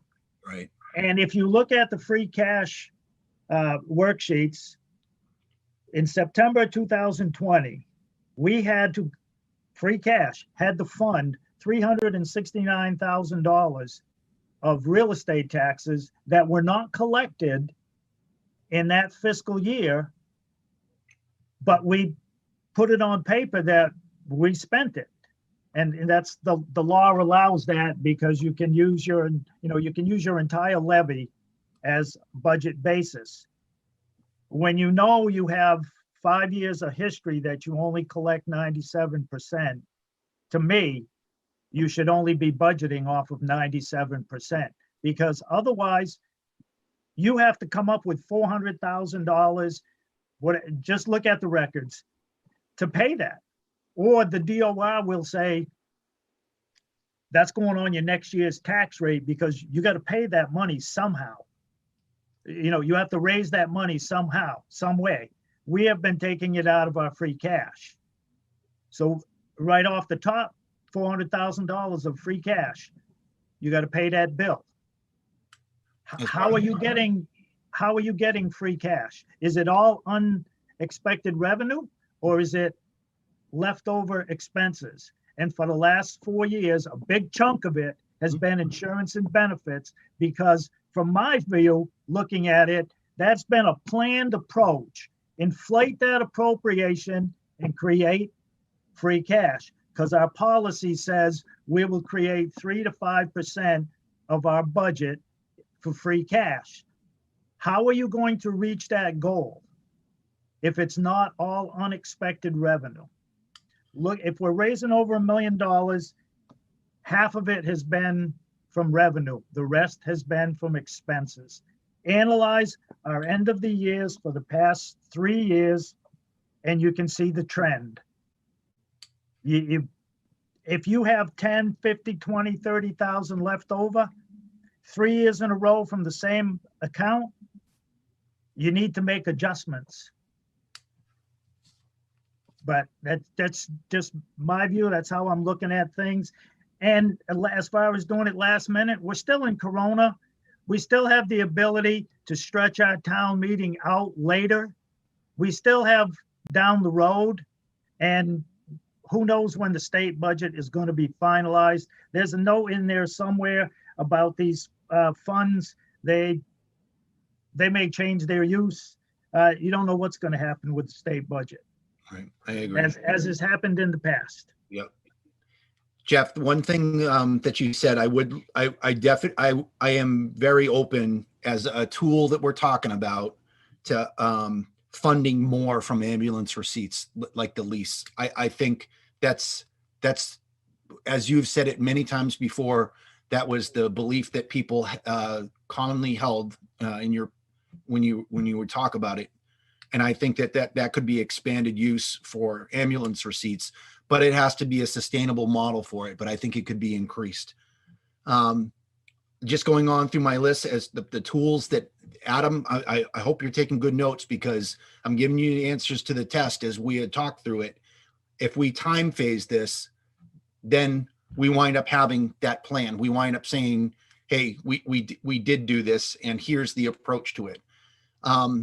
There's already talk of Esser III funds. I did watch the MMA webinar where they had many of the DESI and state personnel talking about the impending Esser III that could be also executed. Again, I know we're talking about one-time funds again, but again, a part of the process to say, what will it look like and what can we do in the background if we have a safety valve basically handed to us. I would also leverage economic indicators. We talked about this tonight. These indicators in town that point to increased receipts, new growth, tax base expansion, meals tax increase. I don't mean the rate, I mean the actual increased use. Again, I said it a moment ago, it's basically looking into the couch cushions for where we can actually find increased receipts. And then I would say we would also look at marginal increases in return rates that we have out there. Roselli has pointed that to us in the past, that we are getting smarter about where we're putting our money, not just letting it sit in accounts that languish for years that don't have a great return rate. We're already looking at a model where we're rotating our town's assets to equitable places. We have possible debt relief coming into the next couple of years. The pandemic changes, I think, are going to, people aren't going to rush to Boston. I think that outlying communities wind up becoming very attractive as corporate models don't go after real estate in big cities and people start to expand out. Is that a fact? No, but it's a possible economic indicator that we can account for. And then the last one that I have on my list is, as we talked about, insurance rates, our trends right now. I think for this year and possibly the next year, and even after that, we're looking at positive savings there. To finish basically with what I'm talking about, and I think by now you can tell that I'm in favor of the use of ESSER funds. This federal and some of the state money that's out there, this federal money was specifically designed to be able to assist states and local communities. I'd like to be able to keep in with that idea. I think about the jobs lost, whether it's on the school side or on the municipal side, and that's April was asking what cuts are going to be need to be made if the school doesn't receive those one-time funds. We're talking about a significant amount of money where I believe personnel would be impacted. I don't want to be a board that sets up any kind of reduction in school staff or municipal staff during a pandemic. I spoke with Dr. Casavant. I again, I've got kids in the school system. I see what they go through. I know that they've had to have an adaptive model and really reinvent the way that we do school in our communities in Phillipston and Templeton. So I think this aid should be used for its one of the intended purposes out there. Our policy, I really think that if we're going to approve that we follow up with what a policy or the plan, the 3-year plan that identifies use and how we get back to normal and be able to address these increases. And I think with a combination of these tools, we'll be able to look at 23, 24, and 25 and recognize that we'll get back to a sustainable model where we don't have to rely on one-time funds, certainly not on the scale that we're seeing them used now. Fortunately, we were able to avoid that. I think Adam, when he got that tax rate news or the evaluation news that we didn't have to use it, he felt like he was out, in the clear. But these ESSER funds definitely help us get to that balanced budget approach. Unless there's any further board member pre-discussion, I would entertain any motion related to ESSER II funds. Just one last comment, Mr. Chairman. If it took Adam over 3 months. Terry, I heard you first. Sorry. Yep, go ahead. If it took Adam over 3 months to get to this point to get a balanced budget, what makes us think he can whip out a 3-year plan in a month or two? I think it's going to take a lot of collaborative effort to come up with that 3-year plan, like you were listing out the potential. I don't think that can happen overnight. I think it's going to take a lot of conversations to get that 3-year plan. It's not something you can whip out of your back pocket. Adam, do you have any magic wands in your back pocket? I just will continue to work with the board on this and keep everybody updated. Okay. Even if you were able to sketch it out, I'd like to be able to say that we've satisfied our policy by at least having that initial approach. Everything it has been pretty quick, but I think that is the goal that we should strive to. If it takes a day, a week, or a month, we definitely need to be able to show something for that to say, this is what the board has decided to do or not do. We still haven't even had a motion yet, but it's something that we need to strive to and not turn a blind eye to our policies in a time when we really should be following our policies and procedures. Good point, Terry. Mr. Chair. Yes, Tim. I think it would be more palatable had the school committee budget been presented without the ESSER funds, but with the caveat or the additional information that was another potential revenue stream. I just think by automatically building it in with the hopes we would approve it was a little presumptive on their part. And if we don't approve it, yes, there will be a budget deficit. But I don't agree with cutting all the other town functions. The largest expenditure is the school budget. If we fall short, that's the first place we need to look at real hard, real heavy. And I think they could have sharpened pencils a little better than they did. That's just my belief in it. Thanks, Tim. A couple comments on the live chat. April Culver, the issue is that it's not one-time contribution, and a follow-up comment a couple minutes after that. The school is going to have a deficit next year and every year thereafter in the amount of these funds. Thank you for the comments.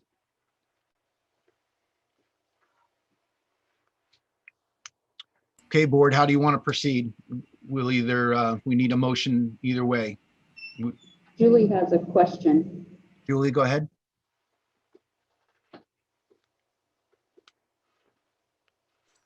Actually, it's not a question, Mr. Chairman, but thank you, Terry, for noticing my hand.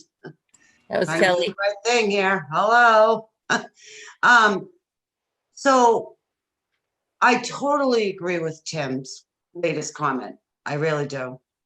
But you did ask for entertaining emotion, so I'd like to make one tonight, if that's okay at this point. I move to accept and affirm the use of Esser II grant funds for Narragansett Regional School District of $139,403 and Monitech $28,255. And for the town administrator, which I'll make a comment, has done a fantastic job, and we are on the right road, and we don't like what just happened in the 11th hour. But we have to give this person credit for this, to send written notification to both. So that, I made my motion and I stick by it. Okay, I have a motion.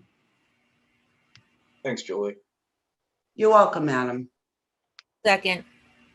Okay, I have a motion and a second, and this is to approve and affirm the use of Esser II funds for regional, for Narragansett and Monitech, 139K and 28K respectively.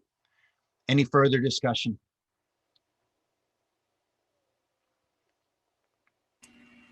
I'm just trying to keep all our town entities going into Saturday, keeping them confident and that there won't be any cuts in their departments. Yeah, it's a tough spot, but I think for where we are, that it's the appropriate use of these funds for where we are right now. It may be difficult to get out, but we have never backed down from a challenge before. As some of our guests said earlier, they look at us and they see not only a great staff, but they see a great board. And I agree with that. And I don't think Adam's going anywhere anytime soon. I think We he's got a in 3-year the long contract. haul. I think he's here to stay. As the saying goes, come hell or high water. Okay, I've got nothing on the chat. I'm not hearing too much more from the board.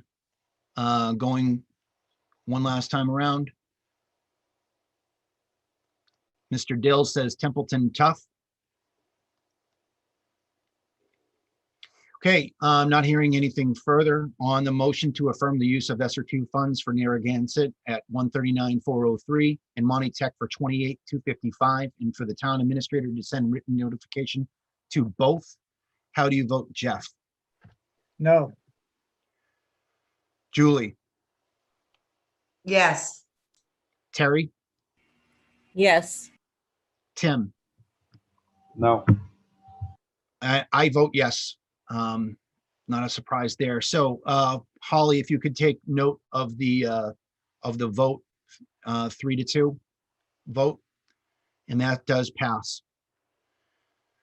Okay, we are going to move on to the next agenda item this evening, which is 5F, action related to vacation rollover. I know that we have a memorandum on that, but Adam, could you speak to that? Yes, this is a request for carryover of 40 hours. I know it's getting old, but keep in mind, last year the board approved carryover, like a carryover of a week, as well as a buyout. This year, we will include the buyout as we're transitioning out of this COVID and getting used to this new normal. This, I believe, will be something that will be appreciative of the employees. A good amount of our employees have a week. And this is just to recognize we have a lot of folks that are working so many hours that don't get to take any time off. And this will grant them 40 hours of vacation at the end of the fiscal year. And that's all I really have on this one, Mr. Chairman.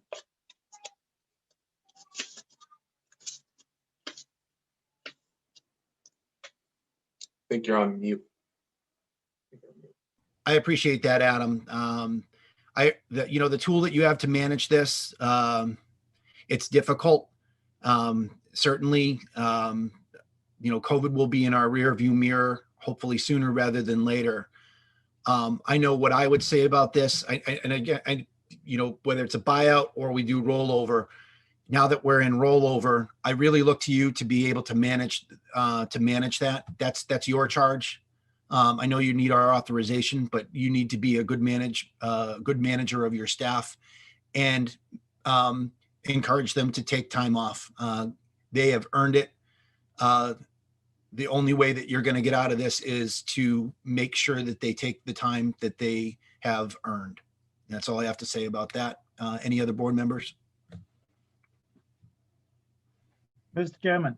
Yes, go ahead, Jeff. A couple things. The corona, the town residents are affected by the same thing. So for a while, people can't go here, they couldn't travel there, or it's a real pain in the butt to travel. But if you always have the option of staying home, and if you're at home and you're not working and you're getting paid, that is a vacation. Might not be your desired one or your dream, but it is a vacation. To Adam's point that he said the employees were working and they couldn't take time off. Who is telling employees that they can't take vacation? One thing I recall hearing early on, or maybe this summer, that some departments were actually getting a little more work done because they're not dealing with the public as far as people just walking in. It started off, it's more of a, you call, and then a lot of people have sort of gotten, I say, trained to do stuff online. And some people like that. And there's the drop box outside for paying bills and so forth. So I'm just curious, who is department heads telling people, employees, they can't take no time off, they can't take a vacation? Because there is a thing in the personnel policy on page 22 that if a department head's denial of an employee's request to utilize vacation, it can be appealed to the Board of Selectmen with the board's decision on the matter final. And to me, I look at, everyone knows or should know that they have vacation coming. As of July 1, I got a week, 2 weeks, 3 weeks, 4 weeks, 5, whatever, however long you've been for the town, how many weeks you have. And there goes the clock, the time management. You manage your work, manage your time off. This isn't, sick time or a sick bank. This is vacation time where when your vacation time starts. You have a window from July 1 to June 30th. That's the year to try to take your vacation. You plan for it. Again, I know the last year you either couldn't go this place or that place, or when you got they were letting people go here and there. It's a pain in the butt. And a lot of people just chose to stay local or, places where they can drive. Again, this is not the first time this has happened as far as vacation rollover. And it seems like it's getting to be the pattern. And if you have vacation time, you should be taking it. I don't see the situation where you can't take vacation because we got this to do or that to do.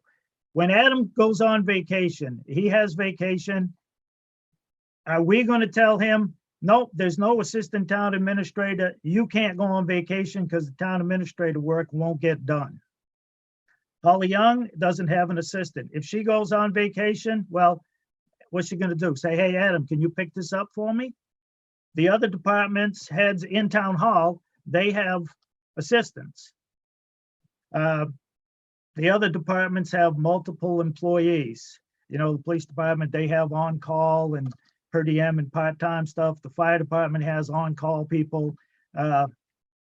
So I just don't understand or see where people are not able to take their vacation. If they're being told you can't take your vacation, then they should look at the personnel policy and contact the Board of Selectmen. You got vacation time, there's no reason you shouldn't be able to take it.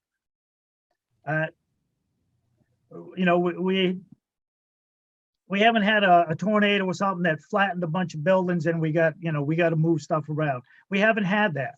We've had Corona, yeah, and it makes travel a pain in the butt or not possible. But you can go home and you can sit in the backyard, or you can walk to the park, or you can drive around and get paid for it. Again, not my idea of preferred vacation, maybe. Well, for me it is, but you know, that's not people's perception of vacation, but they have their due time off with pay, they can take it. And if they're being told they can't, then I think the board needs to hear about it and we can follow the personnel policy that the Board of Selectmen voted on and put in place. And again, this is time management, and you know, you got to manage your time off, you got to manage your job.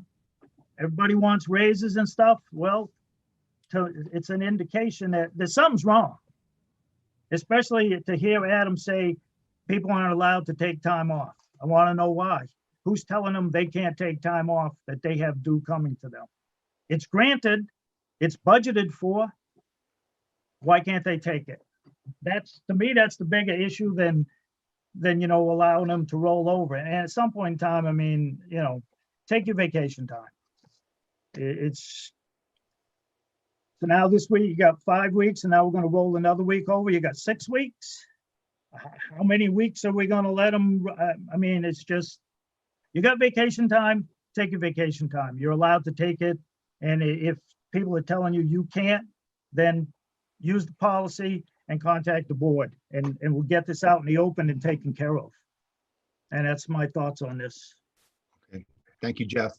First hand up, I see Kelly. Well, this is one time that, Jeff, I agree with you. I don't think it should be a blanketed carryover. I think that it should be, go back to, if you want to carry over a week or whatever, you should have to provide, you know, the reason to the select board, then they grant that. I kind of agree with Jeff. Everybody's known, they've had it.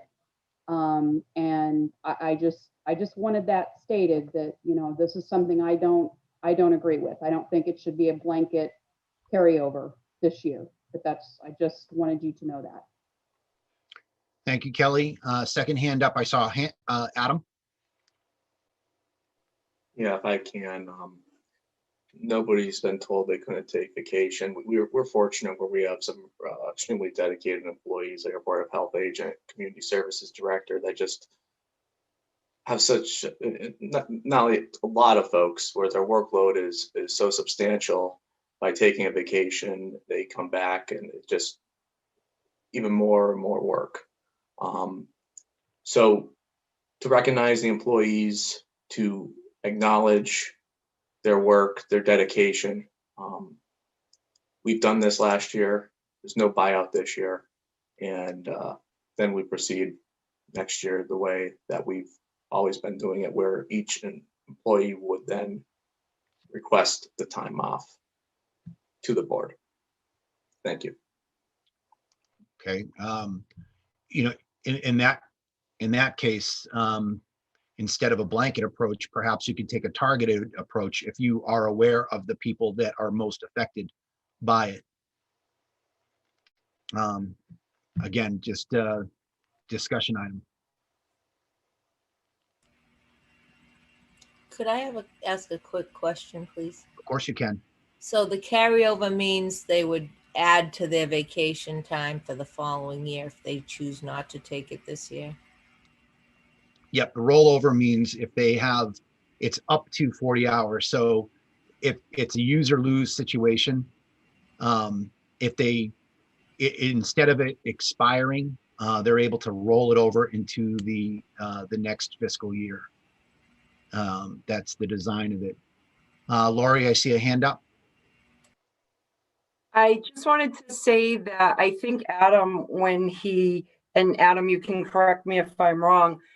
I really think he was thinking about myself and Jackie at the library.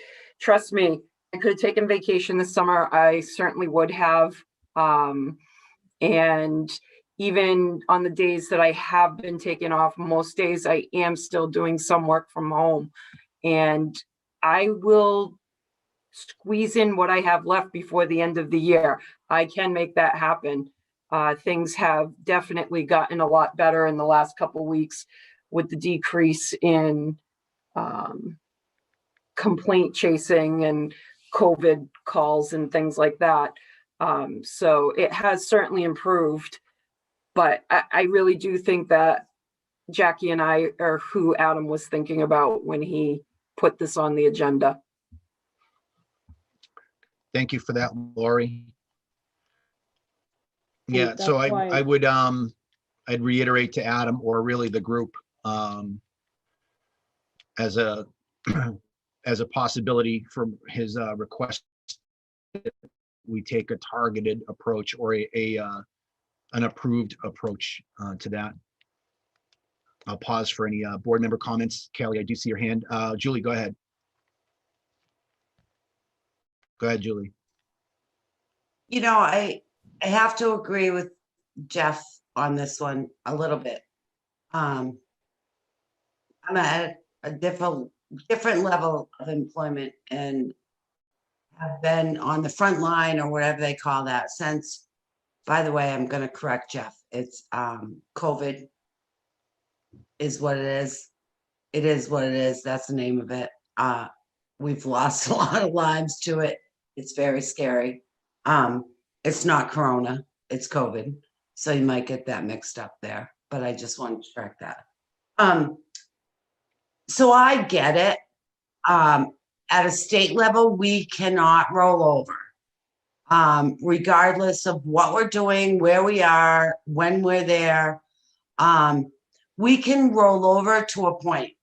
But I agree with Jeff that it's not only during Corona that people are requesting to do a rollover. It's prior to Corona. And I do understand that some people in some departments, and we run our departments on, you know,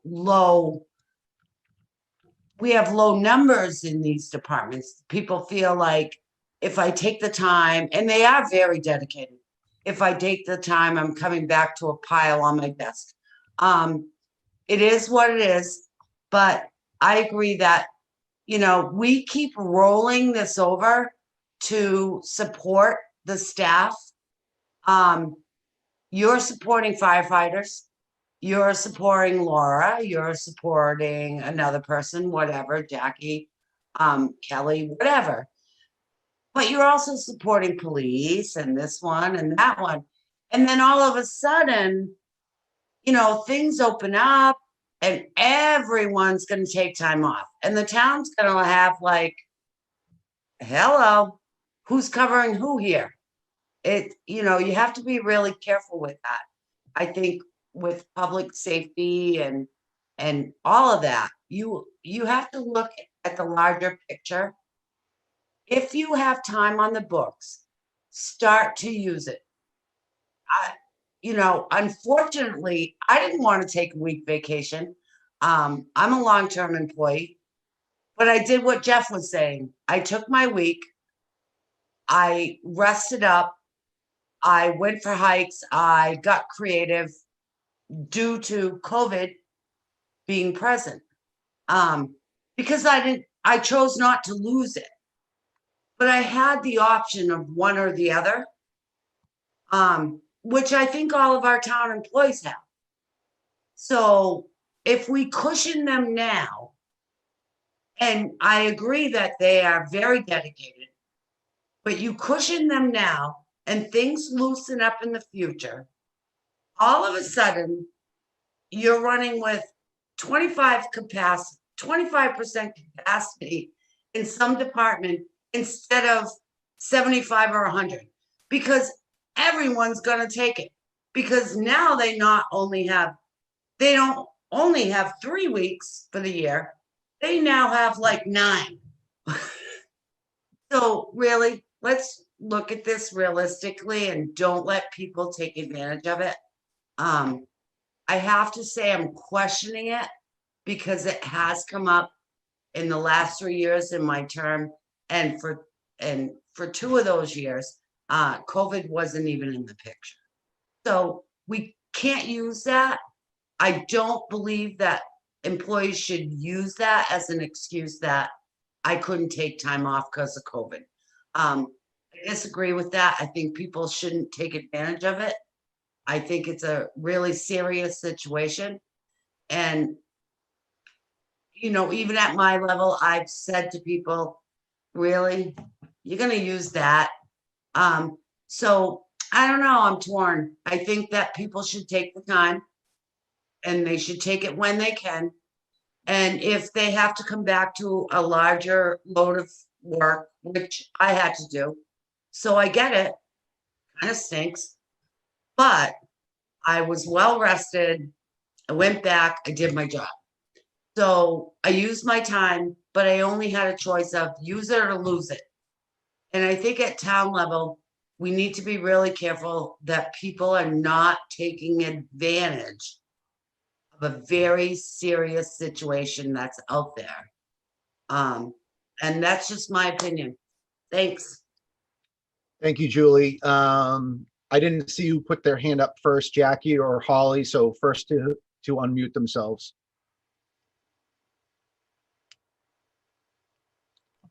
Yep, Jackie. Hi. I'd like to thank Adam and also my colleague Lori for her recognition of me. And I would never, you know, I worked very hard, and the COVID situation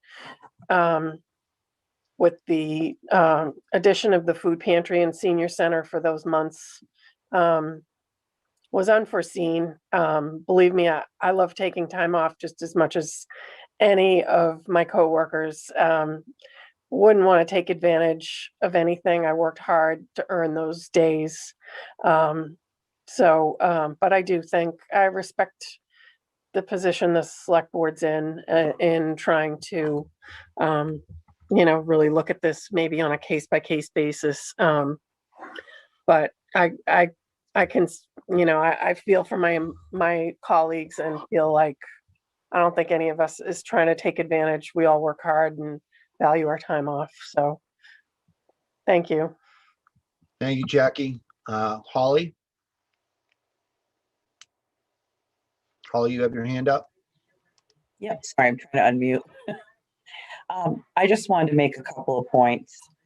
Someone mentioned that, I think Jeff mentioned that, you know, a lot of us don't have a backup. This vacation rollover does come up every year, and that's one of the major reasons why. Nobody has a backup. It's hard to take a vacation. You can, but you have extra work when you come back. Your coworkers are short-staffed while you're gone, trying to cover for you, if they can even do that because they're so busy with their job. And so I think it comes up every year. I agree with the blanket rollover because there's probably people from every department that have had to work more and not have a chance to take it off this year. So I just wanted to get that point in. Thank you, Holly. Adam, you've got your hand up. Yeah, and the reason why I chose a blanket rollover was it makes it cleaner. It makes it where I could get authorization to do so by the unions, and it just process-wise was more efficient that way.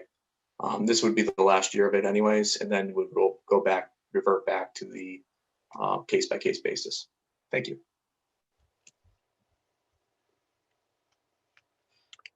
Okay, any other, we don't have a motion out there, but any other pre-discussion? Or any motions?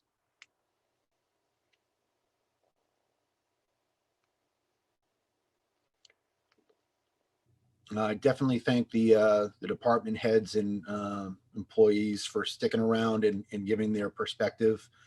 It has been a difficult year, especially for the very specific offices that we are talking about, whether there's no backup or there is just a supreme need for the expertise and diligence of the people that we're talking earlier, from the food pantry or health or otherwise. I will say, without their, whether I was the public information officer or now the incident commander, still in this state of emergency, which we still are in, I really feel that Templeton would have been in a rough spot had we not had Jackie working the hours that she did, and the flexibility and 100% information that and assessment or analysis that Laurie provided, and many others. I mean, we had such a great team with that. But we do need to recognize that all of these pay and allowances, policy, and being able to use those, whether you're doing a staycation or not, I guess this board is definitely of the mind of it's got to be taken, whether even if it's kind of some kind of flexibility or otherwise. Before a couple of speakers ago, I said, does the language need to be blanket, or does it need to be targeted, or, approved by a certain criteria by the town administrator? I don't know what's right in this situation, other than Adam needs some kind of authorization for this board for what to do, or do nothing and allow policy to take those hours away. Adam, I'm understanding if we don't give you the authority, then those hours by policy turn into a pumpkin. Is that correct? If the board doesn't take action, they can, what I would assume is we would proceed in the sense of a case-by-case basis at the end of the fiscal year. If the board chooses that way, it's going to be a little bit more of a challenge for me administratively, because I had some folks from the union reach out to me. So I will have to get back to you. I just think the blanket approach is one that we did last year, and to phase us out of this year and then proceed to the case by case. But those are my thoughts. All right, thanks, Adam. Terry, please go ahead. Just off the top of my head, I equate faces to rollovers, and I don't know every single individual employed by our town, but the ones that I do know, I don't think that they have any hidden agenda. I don't think that they would try to use the town in a negative way. I think that most of the ones that I know, the faces that went through my mind as everybody was giving their opinion, they're honest people putting in a hard day's work and going above and beyond for the most part, and I'd like to give them the benefit of the doubt. Mr. Chairman. Go ahead, Julie. I would agree with that, and I apologize if I sounded like at some point we have to put a cap on this. And I understand Jackie and her comments, and Lori. I really do empathize with them. I get this. However, I just feel like we need to be careful. Do we need to blanket policy this? I do like your question to Adam and his response. It would go back to a case-to-case basis. And I think we should look at that. Yep. Because I do believe most people that work for the town of Templeton, I mean, please don't take me wrong, and I apologize if I stated something that offended anyone. That was certainly not my intention. But yeah, case to case basis, I would be fine with that. But to blanket every department, every employee of the town of Templeton, pick and choose whether or not they're rolling over some more time off. Be really careful with that. That's just my opinion. And I put my faith in Adam that he'll figure it out and he'll weed out the bad apple, the good apple, whatever. And he'll figure it out on a case-to-case basis. So if we say yes, everyone's in that. We roll everybody over in every department. But if we say no, Adam gets to go on to this case-to-case basis. And again, I would not have, voted my confidence in Adam if I didn't think he can do a great job on this. So I think it should be kicked up to town administrator and let him go from there. Because I think, he'll make the wise decision in the end. Do I want to blanket this? No, I don't want it for every department, every person. I've been there, I've done that, I've seen it in the last 12 months and prior to that at my level. So people just need to be really careful because it does affect other people. So that's just my thoughts. Okay, thank you, Julie. I would make a motion with that to table action related to vacation rollover. Second. I have a motion and a second. Any further discussion on the motion to table action related to vacation rollover?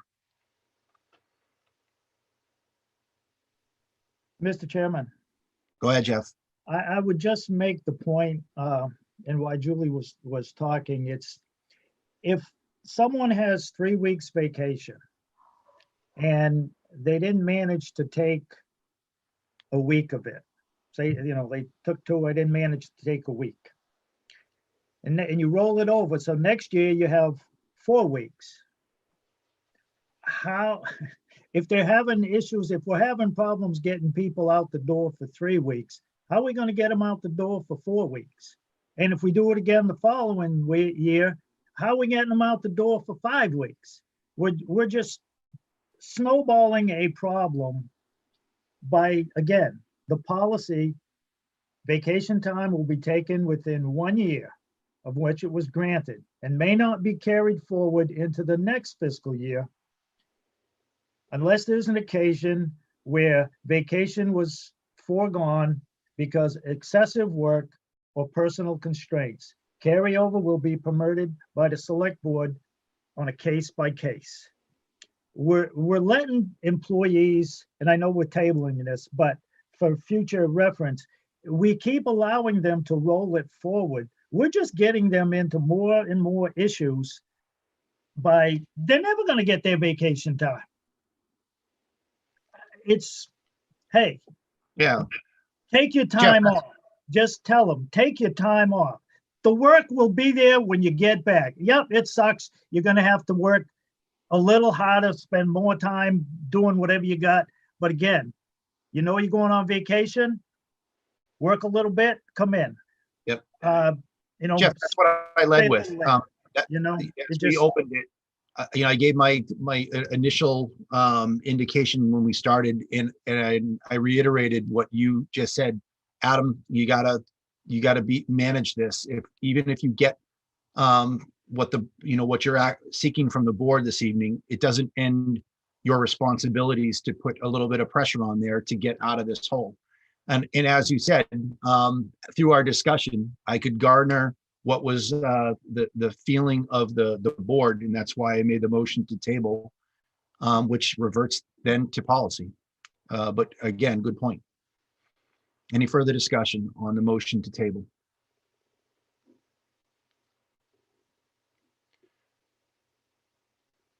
Hearing none on the motion to table, action related to vacation rollover. How do you vote, Jeff? Yes, to table. Julie? Yes. Terry? Yes. And Tim?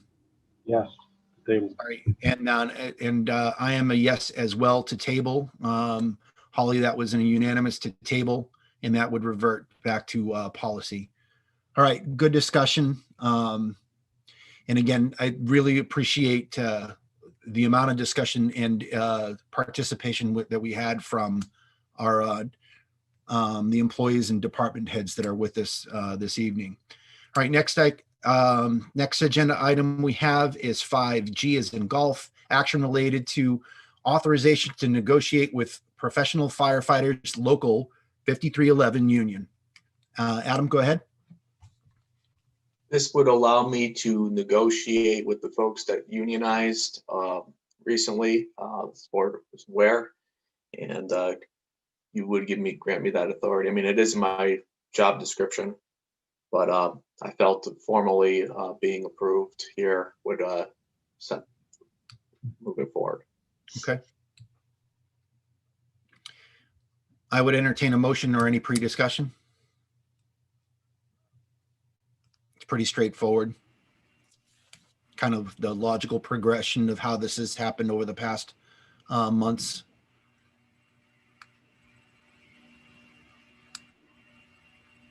Mr. Chairman, Go ahead. Yes, Julie. I move to authorize the town administrator to negotiate with professional firefighters, local 5311. All right, I have a motion. Do I have a second? Second, I heard Jeff on the second. So we had a motion by Julie, a second by Jeff. Any further discussion? Okay, hearing none on the motion to authorize town administrator to negotiate with professional firefighters local 5311. How do you vote, Jeff? yes. Julie? Yes. Terry? Yes. Tim? Yes, And I'm a yes as well. That's unanimous, Holly. Next item, 5H, action related to authorization to negotiate the animal control agreement with Winchendon. Adam, just a brief introduction on that. This is simple. It's just we need to get this finalized, and this process would be the board would designate me to do that and have an ACO agreement with Winchendon. Okay. Animal control officer agreement for those folks that are watching. Okay. Go ahead, Terry. Then do you bring it back to us for approval, or you just, how does that work once you do the negotiating and get that done? I have it on here that I would be the one to authorize. You would designate me to authorize and sign. If you want me to, you could change the motion to authorize me to negotiate and bring back to the board. That's up, but by the draft motion you have here tonight would give me the authorization to sign. If you wanted to receive that agreement prior to, you could designate the chairman to sign. It doesn't bother me as long as I could get it moving forward. Is that how we've done it in the past? Is the town administrator negotiate, does all the work? And I mean, the board's designated the town administrator, the board's designated the chairperson. It's up to the board. I mean, Mike could sign or I could sign. At the end of the day, I don't think really, it's more of how we want to proceed. Jeff, I know this was in the news recently or in our agenda recently. What are your thoughts on that? Yes, the first intermunicipal agreement with Winchendon was Carter signed it. I went looking through meeting minutes from my town government, and I went back and looked at around the time frame YouTube to see if the board had, voted for, if the board signed it, the chair. Then I went and looked on the town website, and Carter had signed on behalf of the town. So I have to believe, even though I couldn't find actual minutes or anything, that the board approved Carter to negotiate and sign it. Now that original contract expired June 30th last year. It was never brought in front of the board. I emailed Carter back in July 2020, and he informed me that the police chief, Mike Bennett, signed for Templeton an extension 1 year, and his counterpart in Winchendon. And Carter was saying he was going to check to see if that was legal. And there is, in fact, a Massachusetts General Law, Chapter 40, Section 4A, that states who may negotiate and make, to those agreements. And it is, for a town, it is a board of selectmen. So we've probably technically been without a legal animal control agreement with Winchendon for the past year. And there's a whole string of finances in there. The Templeton truck, and Winchendon pays, I believe, the salary and so forth and so on.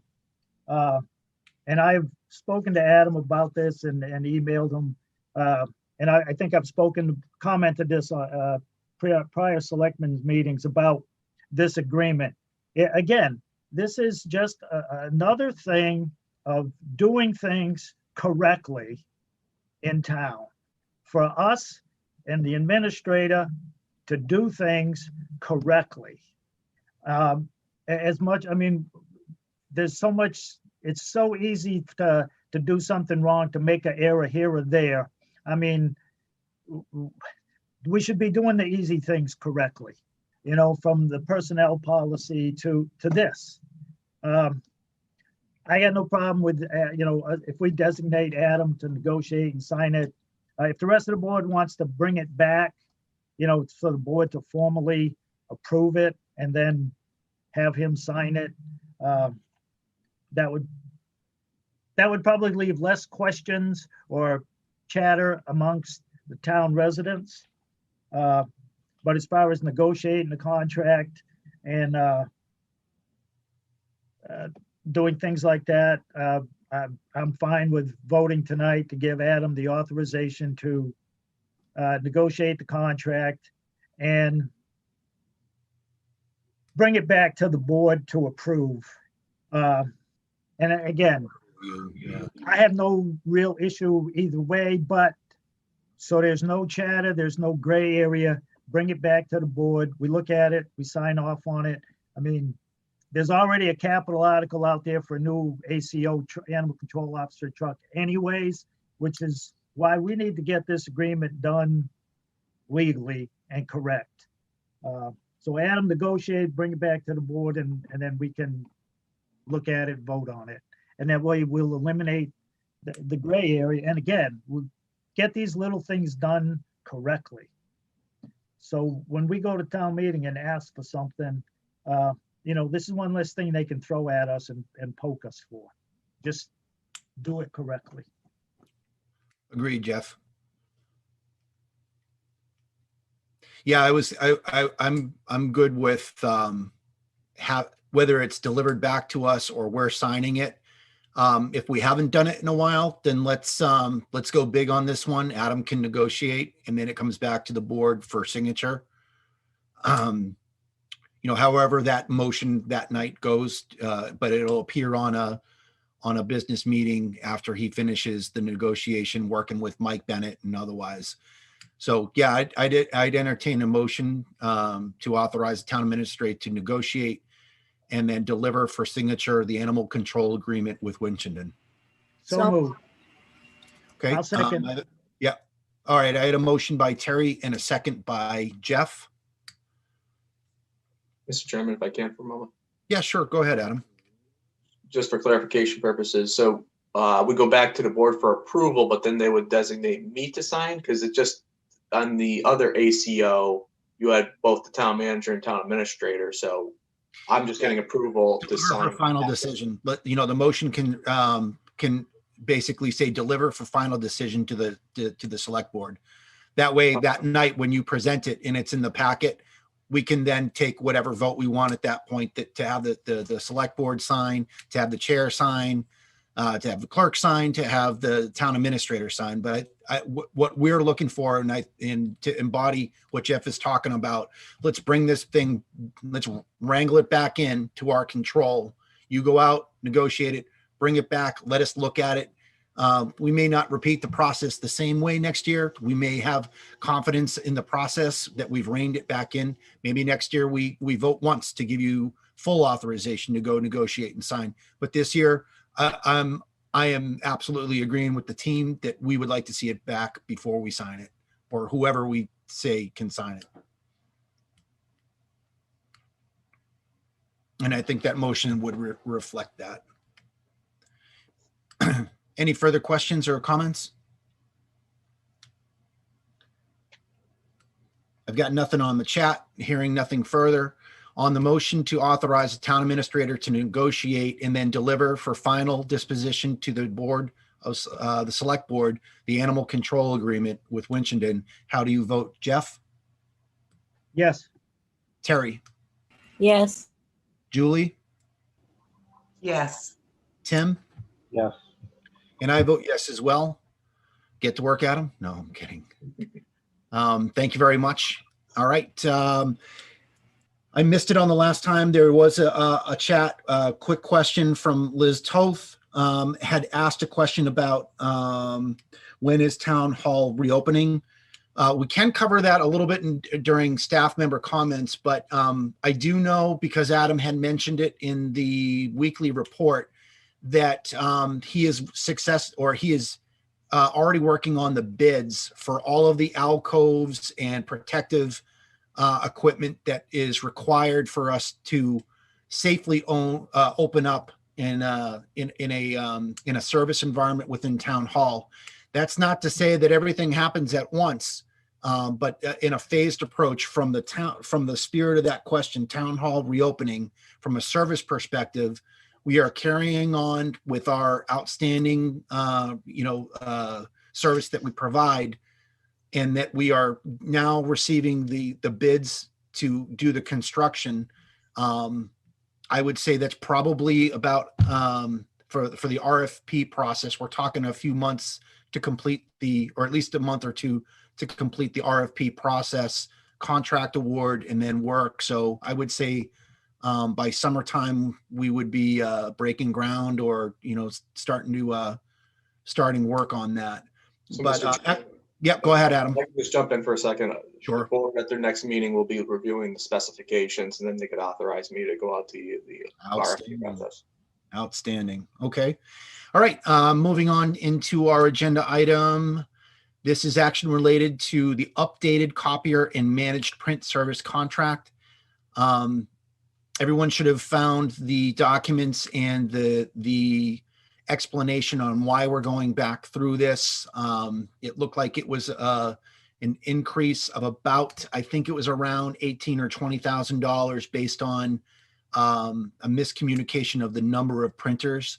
If either Adam or Holly wanted to speak to the amendment that we had to that copy contract. Yeah, it was a minor one. Holly, could you just jump in here, because it was a typo and we had as presented. That's why we had to come back on this one. Yeah, there was that one printer we needed that was about $38 a month, and we actually need two, and he had just put one in, so the calculations didn't come down correctly. So it was just a little bit different per month. It's still going to be much less than we pay now. That's what I thought.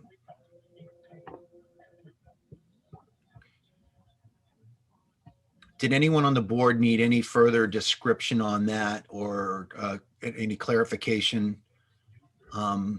I thought that the materials provided in our packet provided sufficient evidence to that. And, you know, this is basically a formality to be able to do, to get that that contract to signature. If I could just mention another example of us going back to the marketplace, finding ways to save money. I mean, we just heard it earlier with the health insurance. You're hearing it now with this printer copier contract. It's good to see things like that coming in. I'm going to start calling the new, you know, our budgets, the couch cushion budgets, just trying to find all that spare change. Okay, I would, if there are no other pre-comments, is there a motion someone would like to offer?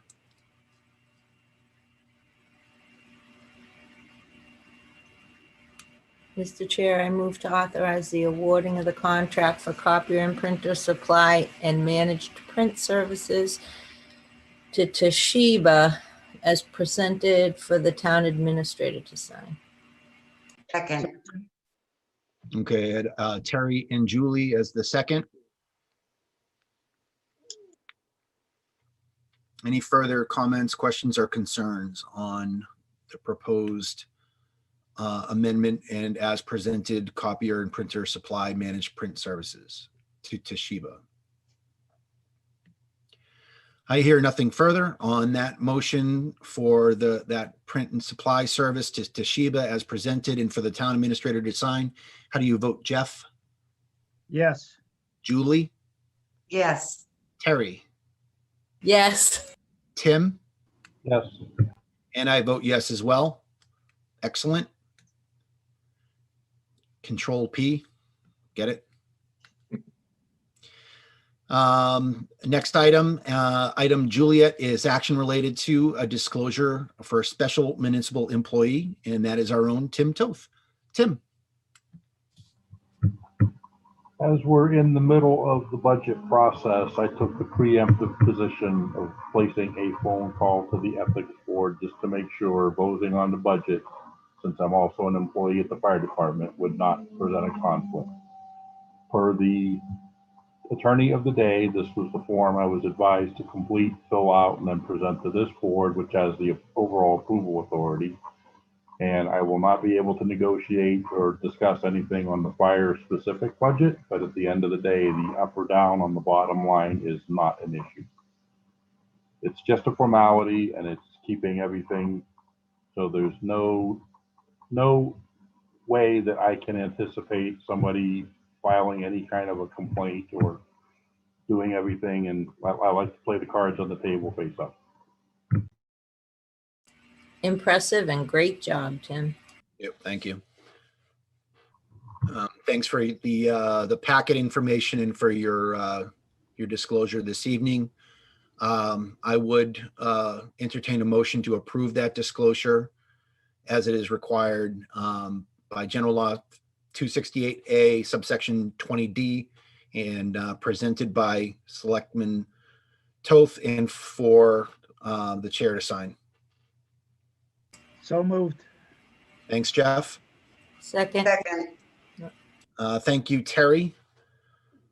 Any further discussion? Okay, the motion by Jeff for the chair to sign that disclosure and for the special municipal employee as presented by Tim. How do you vote, Jeff? Yes. Julie? Yes. Terry? Yes. Tim? I will abstain since there's no need to invoke rule of necessity. Got it. And I am a yes as well. Thanks, Tim, for doing all that work. Looking forward to Saturday myself. And the last new business item tonight, K as in kilo, discussion related to the reading of warrant articles and motions at Town Bennett. I believe that is a presentation by Jeff this evening. Yes, Mr. Chairman. Fielding many calls, chats, a couple emails, and my own thoughts. we have a bylaw that bakes in a book, town meeting times. This is our guide for town meeting. And unfortunately, we could put sections of it on the website, but I spoke with the Moderators Association about electronic copy, and the sales of this book, which I believe now is up to $27, $28, something like that, is the way that they raise money to kind of fund the Moderators Association. So I was told by the then head, I think it was last year, that there's, and we'd get in legal trouble if we just scanned it and put it up electronically. There was a copy in the library, but to my point, on page 54, the reading of the articles, it says if the reading of the articles is to be omitted, the warrant should be printed and in the hands of or available to every voter. So along came Mr. Carter, and he did some things that really and made changes that surprised some people, but I believe they were needed to be done. They just needed to happen. And whatever the voter's guide is not the warrant. And I brought this up in 2019 with an email to Carter about this. And a back and forth with Carter.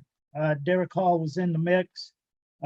They were going to get, Carter had suggested that when town council came to town in April of 19 or in May to talk about codification and stuff, they would get an opinion on them.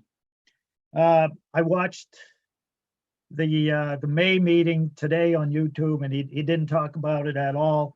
I couldn't find an April 30th meeting on YouTube.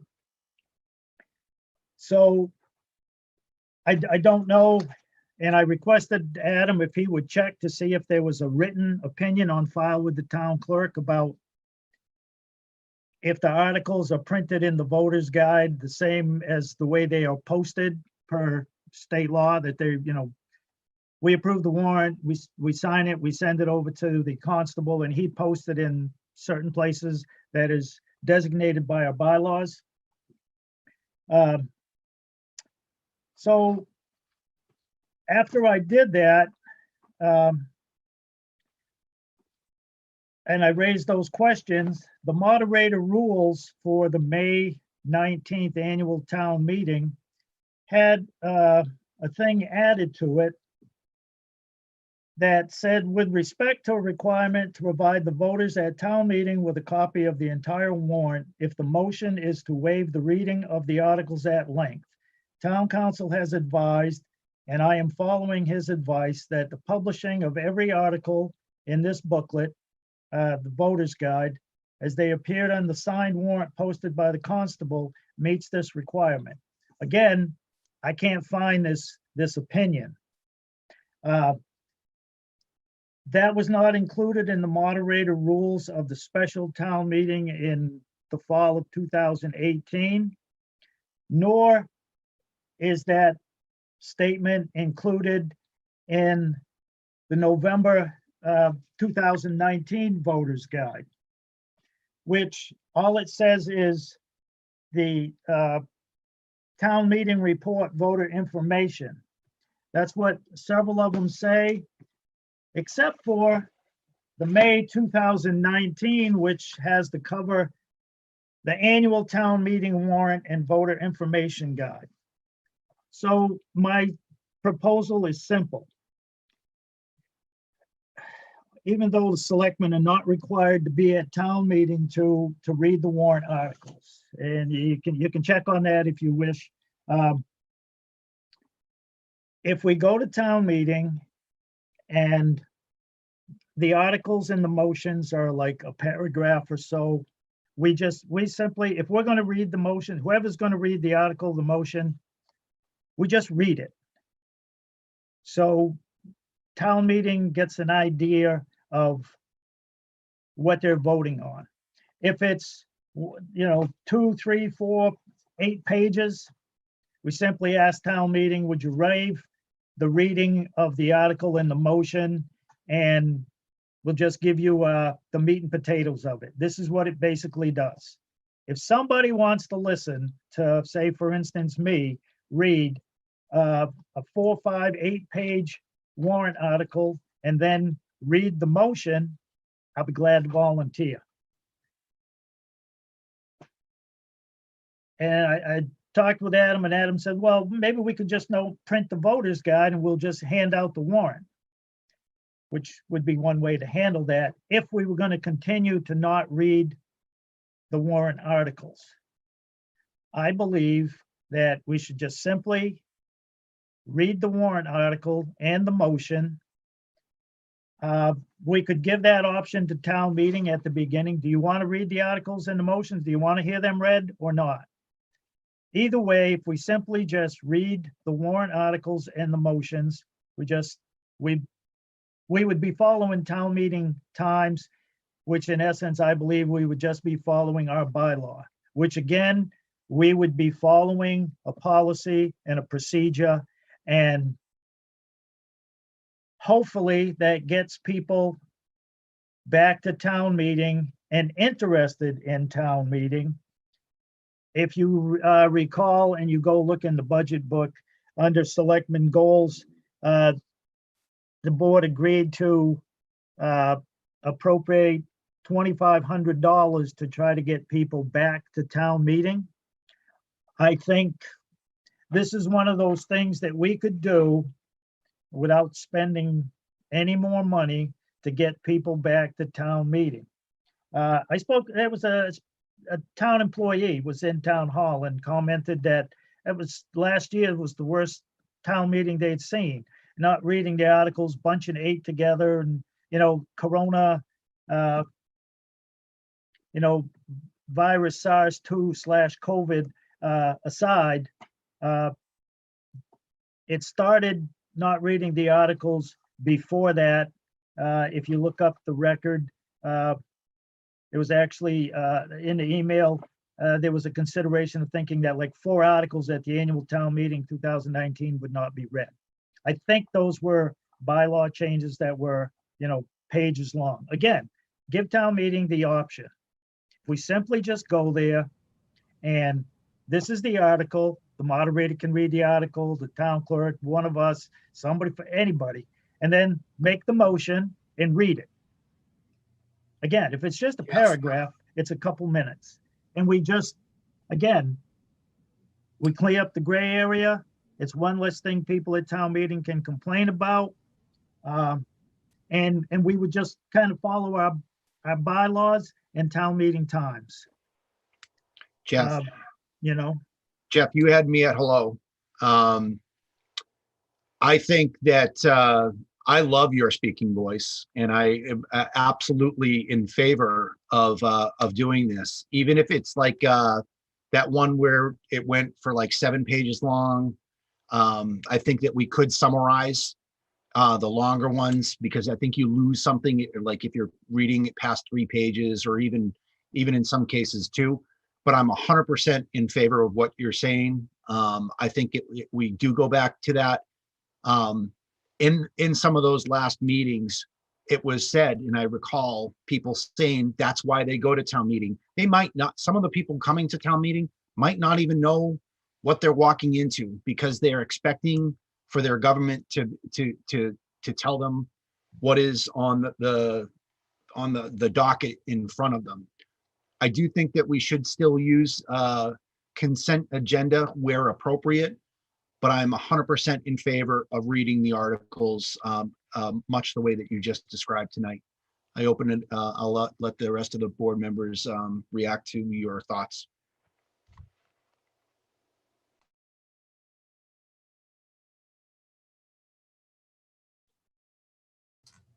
Jeff, in your opinion, did you need did you need something solid tonight? No, I think just a general agreement of the board, just to, if we're gonna read the articles and the motions, we just do that. And keep in mind that, they're drive down, I think Brooks Road, Baptist Common Road, Hubbardston, there are new houses going up, and kind of off the subject a little bit, but going out and getting nomination papers signed, every once in a while I bump into somebody, they come from the city where they had a city council, and they ask me, I heard this town meeting, what's that about? They live in a community where they have a city council that does all the stuff that town meeting does. And they haven't been at a town meeting. And others are new and maybe lived in another community. How do you do your town meeting? It's a chance to engage the people who pay the bills and have some discussion of those people. To me, town meeting should not be to see how fast we can get in and out of there and done. It's just, if that's what you want to do, don't be a selectman, don't go. It's supposed to be about discussion and throwing it out on the table and do a little back and forth. It's serious, important stuff. People get their tax bills and they're going, the tax rate went down, but what the heck? It's that property valuation. How come we do it? Well, you agreed to spend the money, you voted, it passed at town meeting. Well, we didn't even talk about it. It's just, I just think it's a no-brainer. It's simply agree that we will go back to reading the articles and the motions. Again, like you said, if it's 6 pages, just ask town meeting. I believe town meeting would say, yeah, we'll pass on that. Because 3rd page in, the 2nd page in, you lost me already. It's just too much. But for the most of the articles, if you look in the draft warrant, it's a motion, several lines long. Again, we don't have to spend any money, and we just have to generally agree, hey, this is the approach, because it sometimes tradition matters, and to get people to come back and to keep going. Agreed. I just think it's a no-brainer. Thanks, Jeff. Terry? I've actually gave this a lot of consideration since I've read the agenda and understand what Selectman Bennett is speaking about. And I do acknowledge that people at town meeting want this. And so my thoughts were, so if town meeting's on a Saturday, where would I love spending time at town meeting. I love seeing people's faces. I really enjoy the participation of the people that come there and their passion and care and concern for the well-being of Templeton. And, again, we would like to see more people there, but the people that go already, great job. And I'm glad to see them. And it just remind me, you put it all out on town floor and you leave as friends. You leave as a community. What happens on town floor stays on town floor. And when you leave that meeting, you're a community, you're united. So I'm for it. And thank you, Jeff, for your passion. Thank you, Mike, for your passion. Tim, too.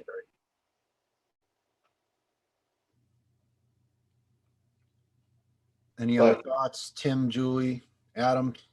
I was just going to say, so just agreement amongst the board. We got 3 so far. Oh, I'm totally supportive of the way it was presented, and yeah, I'm hearing the same thing. Okay. People really would like to. What are we actually voting on, and not the abbreviated? Let's read the article for them. Right. I want to know if Julie thinks that Jeff has the greatest speaking voice as I do. I agree with you. Audiobooks, that's your next buck to make, Jeff. All right. I think we have got consensus on that. So that huge positive thing, Jeff, I think doing that transparency and everything that we talk about, that we achieve that by fulfilling our duty right there on the floor of town meeting. Any go backs on that, on anything from new business? All right, let's move on to old business. We've got one item before our comments and reports or board member comments this evening, and that is about our loader situation. Mr. Sozik has stuck with us the entire time. Oh, look, Jackie has too. Maybe she's interested in the loader. Adam, go for it. So we've been talking about this for a while. Bob and I have been chatting quite frequently. He's come to really enjoy going to the select board meetings on top of all the others he attends. So, but with that, at the last meeting, there was a motion made for Bob to go and check the availability of this used loader, and then for me to work with the capital planning folks for the supplementary report that you have within your agenda packet. Yep. Bob and I did chat at length, and the board suggested the risks of the repair in case they ran into another issue that could go up in price. A used bulldozer, Bob and I went over the risks, the availability, because it's a used bulldozer. The procurement process would be a challenge because Bob would have to reserve it by putting payment, and you can't really put payment until you go through the procurement process. That was something that would have been an obstacle.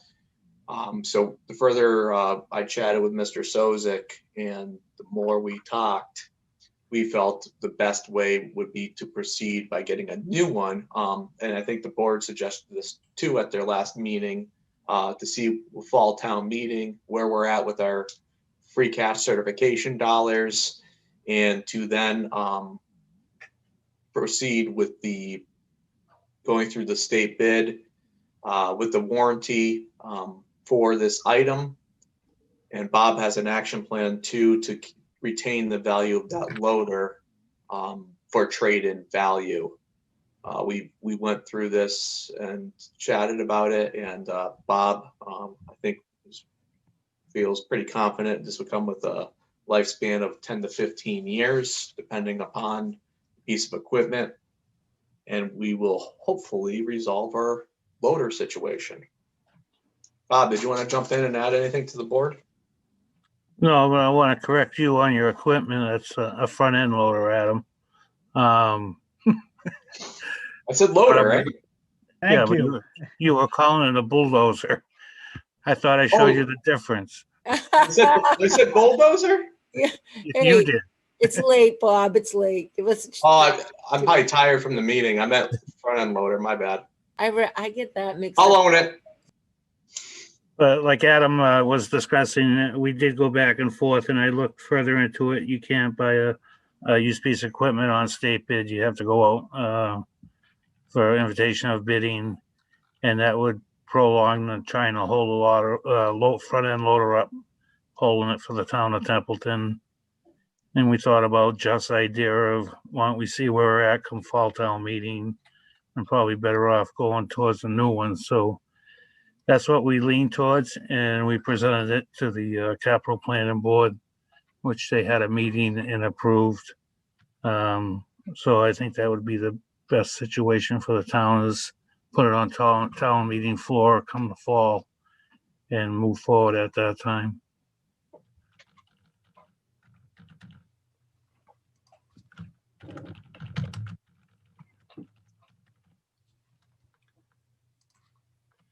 Go ahead, Terry. So my thoughts were, after reading our financial management policy and being on capital and looking at capital expenditures, what's recommended is 5 years. It be over $10,000 and at least good for 5 years. So when you consider the $52,000 for the repair with a 3-month warranty, that 3-month warranty is not you know, a capital, it doesn't fit the requirement of capital, the 5-year requirement. So right there, that you got to kick that to the curb, you know. And then the best thing to do, we're supposed to be making the best decisions to save the town money in the long run. And that would be to get the brand new cap. Front end loader.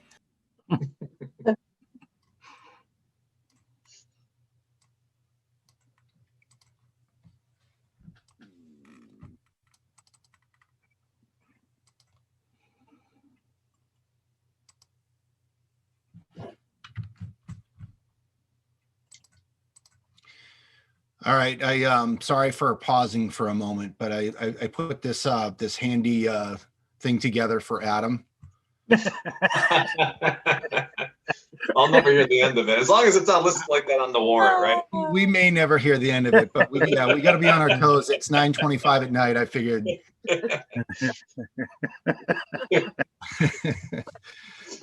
Okay. It's that's a humor. Thanks. It was not a coordinated effort, but Terry jumping in there at least gave me a quick moment to put that together for Adam's benefit. Yeah, it does make sense. I will ask the question. I'm surprised it didn't come up already. Does this action follow our procedure for out of cycle capital requests? Is there any concern of the board that this would fall outside of our, this is an out of cycle request normally within the capital process. Do we meet that by talking about it now within the process and then having action in the fall town meeting? Or does the fall town meeting trigger an emergency request based on where we are with the front end loader at that time?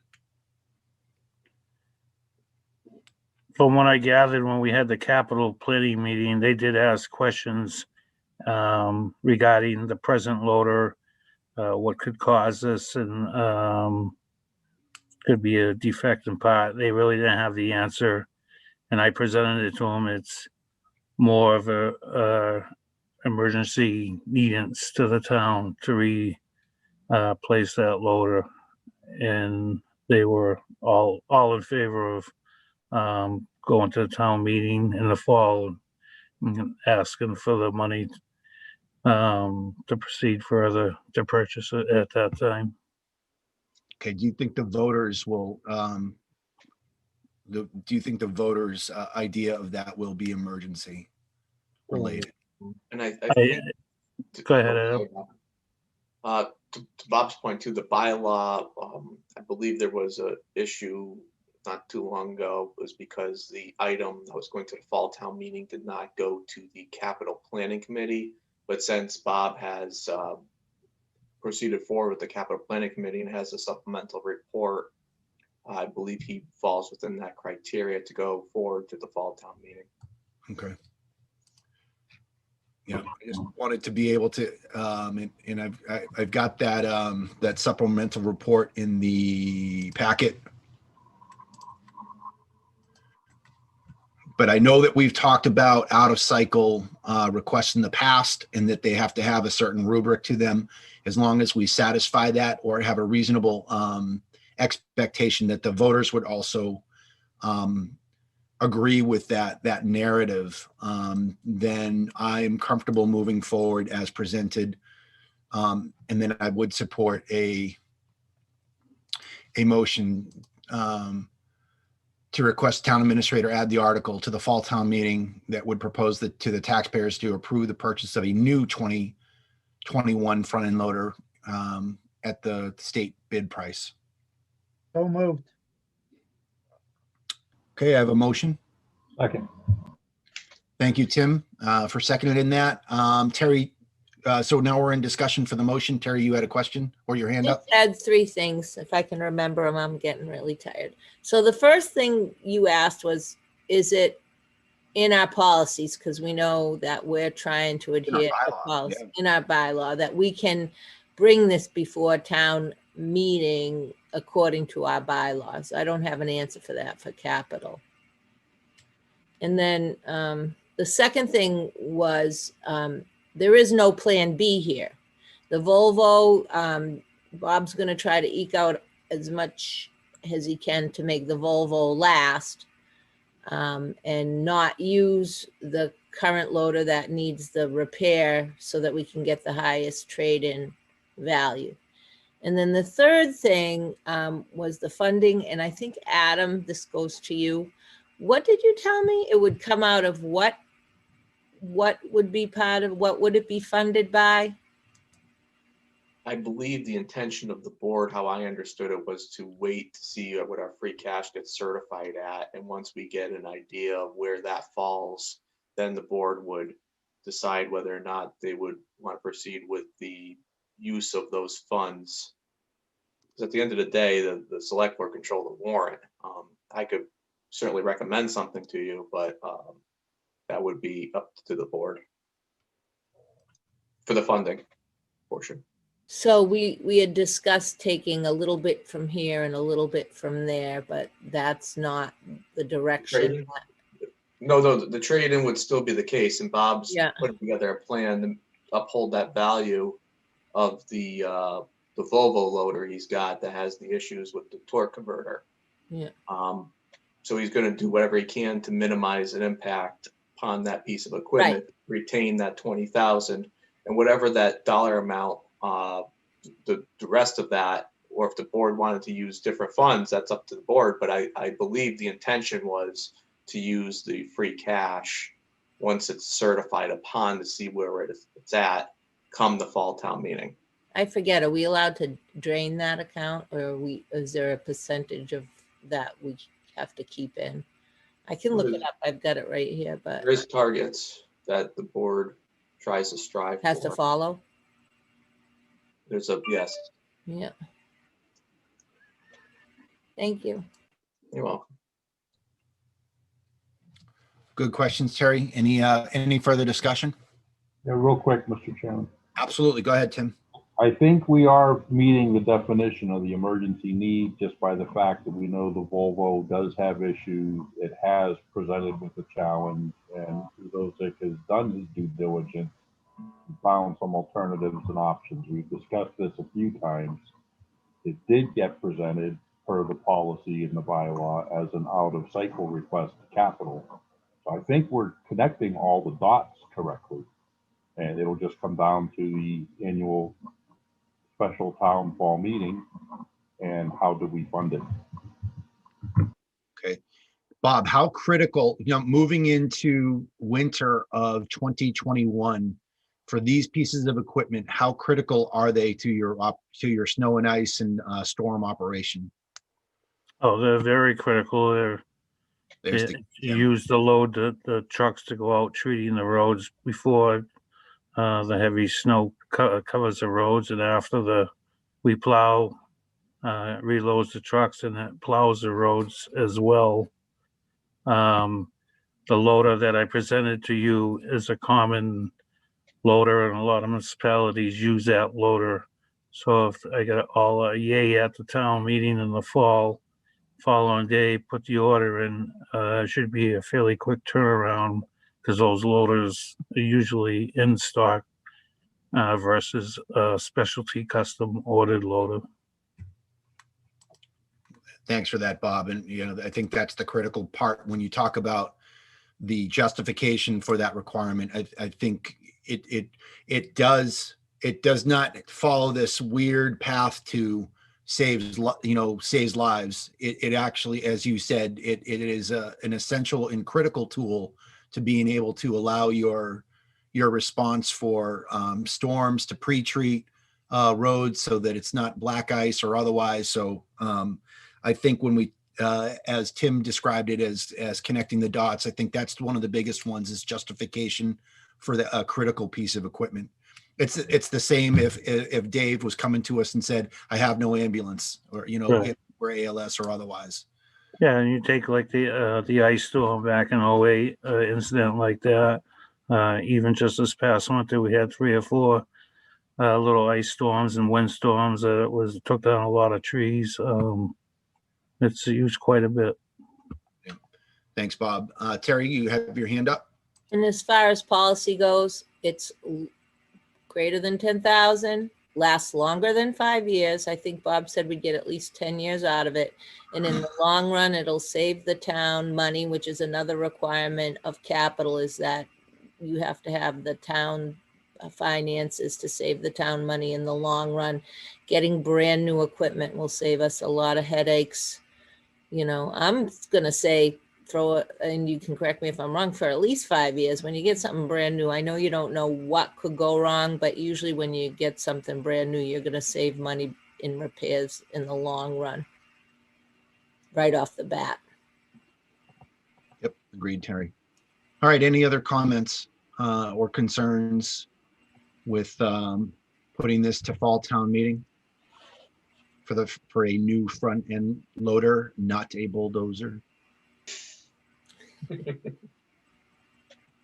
All right, hearing nothing. On the motion to move an agreement with the Capital Planning Committee to request the town administrator add an article to the fall town meeting to propose the taxpayers to approve the purchase of a new 2021 front end loader at the then current state bid price. How do you vote, Jeff?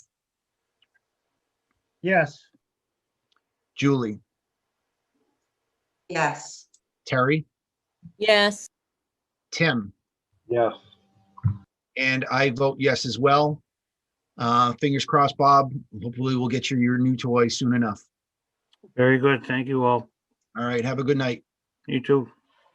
All right, that concludes old business for this evening. We do not have an executive session planned for this evening. That leaves our only business left for this evening at 9:36 is board member, administrator, and any other staff members that we have hanging on the line comments.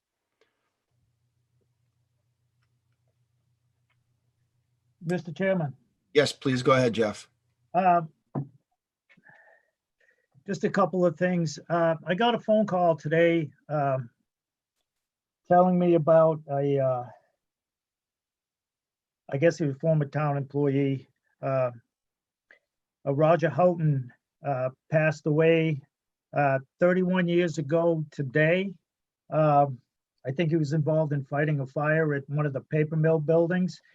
He's an individual that Houghton Park is named after in Otter River. So I would just make note of that. Also, last week, I respectfully call them, refer to them as old timers. Mr. Ralph Henshaw passed away. He's another individual. He was involved in town in various capacities for a lot of years. And again, this is one of those people, if you went to town meeting or if you wanted to know how things are done or what's the reason for this or history or anything like that, he's an individual, you know, that could speak to that. And we are, it seems like in the past few years, we have been losing, you know, a number of them. And that's, you know, that's what happens when you live to be, you know, when you hit 80, 70, 80, 90, eventually we all go that way. But again, we lost another one, and he takes knowledge and things with him. And it's one of those things, but I just want to acknowledge that, you know, he passed away, and it's another Templeton old timer that's gone. And I wish his family and stuff the best. I went to school with one of his sons, and I know the other one, he's on the Templeton Board of Assessors. So I just wanted to acknowledge those couple of things.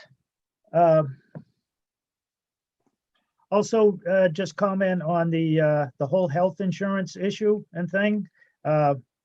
Maya coming back with that low case, so that'll carry us for a year, and hopefully next year, maybe for a multiple year, we can get a plan that will save the town, ultimately the taxpayers, money, as our responsibilities according to not only Mass General Law, but our town bylaws. we have a fiscal responsibility to the townspeople to spend their money wisely. And I think sometimes that gets overlooked. And we're certainly not the only town where this happens. And, you know, there's a lot of focus on town employees and, you know, oh, they're this, they're that.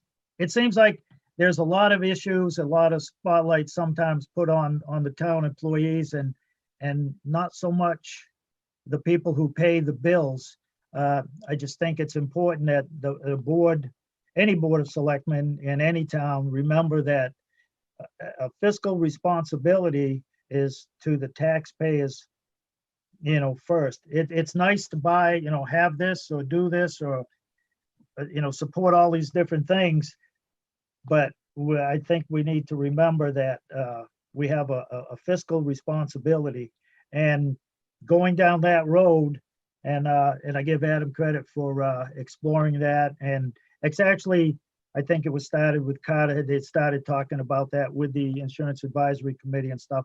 But nevertheless, it takes a board of selectmen to be willing to go down that path and deal with all the little minefields that we might hit, because a few employees want to keep this plan, a department or a union or something want to keep that plan or this plan. We just have to remember that it is the town of Templeton, and your departments, I don't care what you are, your enterprise fund, you're a department of the town of Templeton. And we have a financial responsibility for the town, which is first and foremost the people who pay the bills. So I hope that savings and that, which frees up money, taxpayer money for other things. It doesn't really save, it just allows you to spend that money on other increases or other fund other services, such as, you know, cover the school cost budget and so forth. So again, good job on Adam to follow up on that, and the board as well for being willing to go down that path. I think that will bode well for when you go in front of town meeting and ask for things such as that loader. We're trying to be as fiscally responsible as we can by trying to reduce the cost of health insurance and other things. And hopefully we get to a point someday, maybe, where we can have financial stability over a long period of time without having these historically so far 5-year hiccups where state aid goes down the tubes or the economy goes down or something happens. So again, to the board and to Adam, to Carter, the Insurance Advisory Committee, which is made up of employees, a good job for all. And I hope we can keep that rolling for years to go. Thank you. Thanks, Jeff. Thanks, Jeff.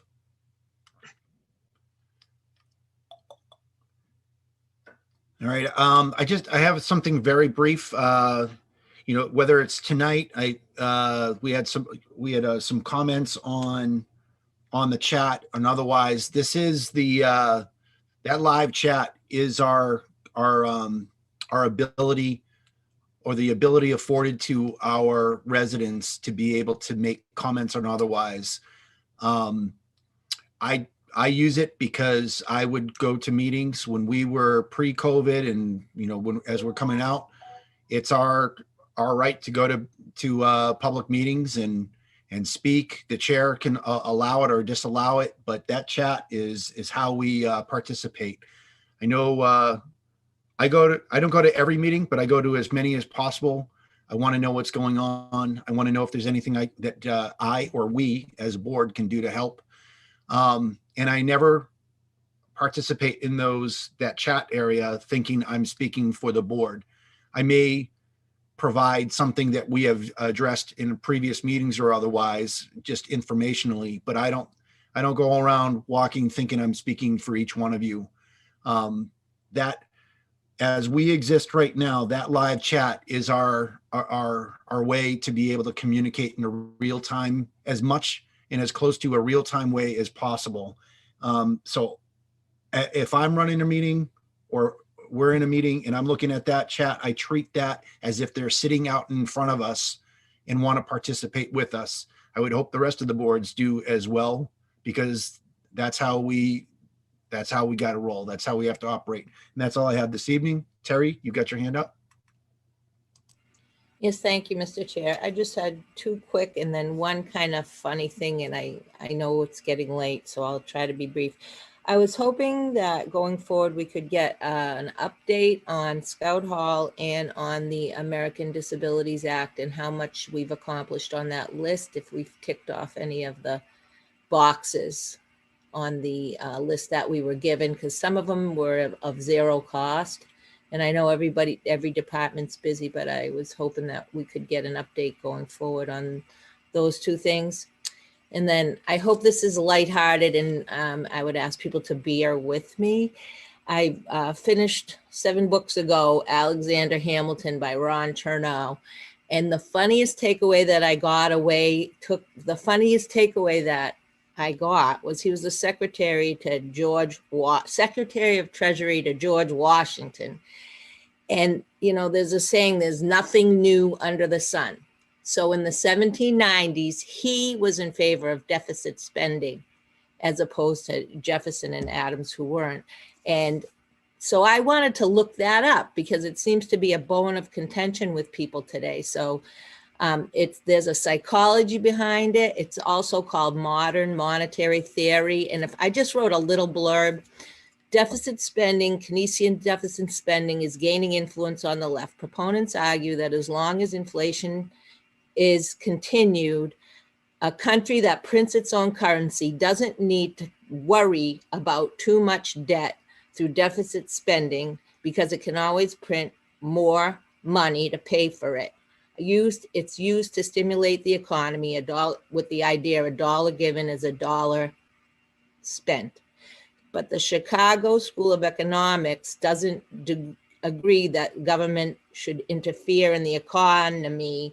And the antithesis for some people is a dollar given is a dollar saved to pay for higher interest rates and taxes to pay off national debt. And it happened back in Hamilton's day. The COVID of the day back then was yellow fever, which closed down state borders, and there was fake news. So all those 3 things came out, and they've been around since the 1700s. Trying to be lighthearted here. Mike, you're on mute. Sorry. Yeah, I was saying thanks. Excellent insight there. And good perspective. I think also, I was reading The Vanishing American Adult, if I can continue a little bit more. Ben Sass makes the point that polarization of parties leads to disengagement. So, you know, we want to get more people into town meeting. You know, how do we do that? We try not to, you know, we have to keep balance in our opinions, balance in the way we handle our policies and our bylaws, I think. Or let's just put an override on every warrant. That'll get people to come. No. We have to have, what is it, Mr. Drury? We have to have a quorum. All right. So what that was, I didn't even see where we were in the time. The time stamp on that one. Did you hear what the chair said at the end of the meeting? No overrides. Mr. Quattro-Cacci, I completely agree with you. We don't need to be known for that. Hey, Jeff, just real quick, Jackie Prime put it on the live chat that she very much appreciated you bringing up Mr. Henshaw. And she says he was an absolute treasure in our town. Tim, it looks like you went off mute. I did. Just a couple quick things. Sure. I know it's been addressed once before by Select Board Member Bennett, and I'll just kind of throw it out there again. We do have in our policies that the annual report will be provided by the end of April, so it's available to the town voters at the annual town meeting. Somewhere along the way, and I don't know how or why it happened, but we dropped out of that report. Every year we used to list all of the town employees and all of their earnings. It's Freedom of Information Act discoverable, but it was nice to see that in the report. And I've had a couple folks inquire, can we get it put back? So I'll propose it to the board and we can do our research and due diligence on that. The Regional Agreement Amendment Committee is working in full swing. There were some questions have come up. I think we finally come to a consensus on how we get by with making sure our community members at large from both towns are capable to vote. The Attorney General's office does not believe it's required they be sworn in, but I think we're all in agreement they're going to have the school committee chair swear them in some means or fashion, just so there are no questions of who's doing what, make sure everybody's dotting the i's, crossing the t's, doing this correctly. And if anybody's listening to Scanner Land lately, I have been on a leave of absence due to a family medical ongoing situation. Our fire department's been pretty busy in the surrounding communities. They were 3-4 times up into Winchendon. They've been over to Hubbardston. They've been over to Phillipston. And everybody's doing a lot. And just the more we kind of throw at them, the harder they're all working. So, you know, kudos to everybody.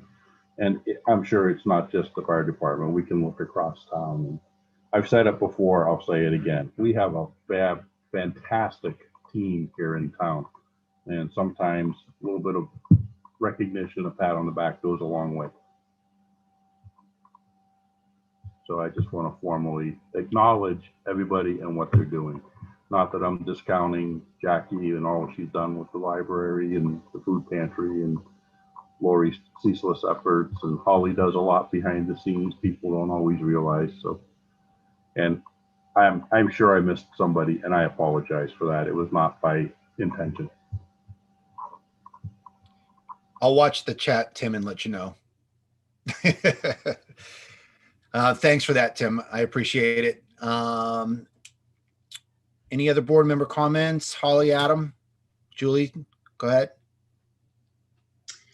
Yeah, I would just like to look at tonight's new meeting and kind of say my thoughts on the bylaw situation.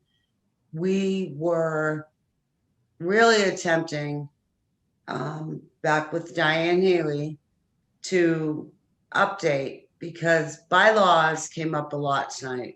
And to be honest, they need to be updated. And I apologize, my cat's.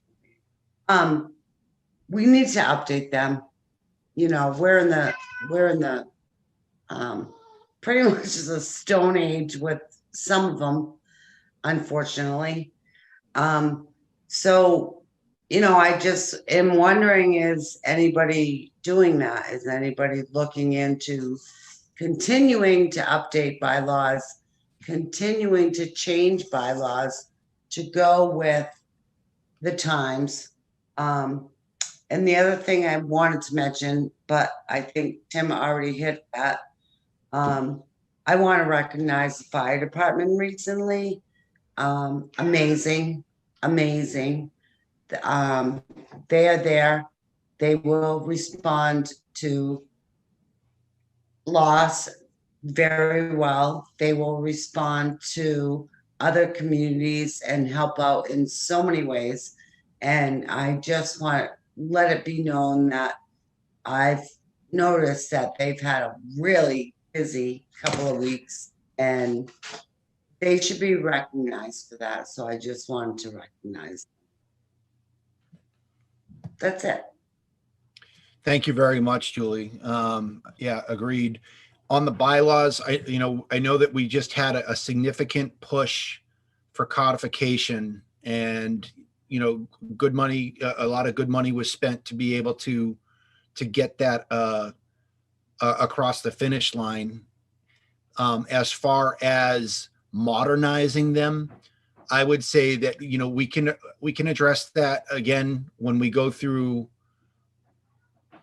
goals, but I think really the method for doing that, and I know I'm just responding to your comments, my feeling is that a working group or a committee, I think that's how we could form a mechanism to be able to look at the modernization of those, so you don't have like when you come to Templeton, a pig shall be issued to you, something that goes back to like the late 1800s or something like that. But I agree. But I know that there were a lot of efforts, and I know Holly was a part of that for codification and otherwise. So I think we've crossed a boundary into where we should be. And I agree with you. We just have a little bit more to push to modernize those. Mr. Chairman, if I may, I would just follow up on that. One of the other things that needs to be looked at is, and this was one of the shortcomings of that process. And if you notice, like we passed the bylaw, I think back in October of last year, we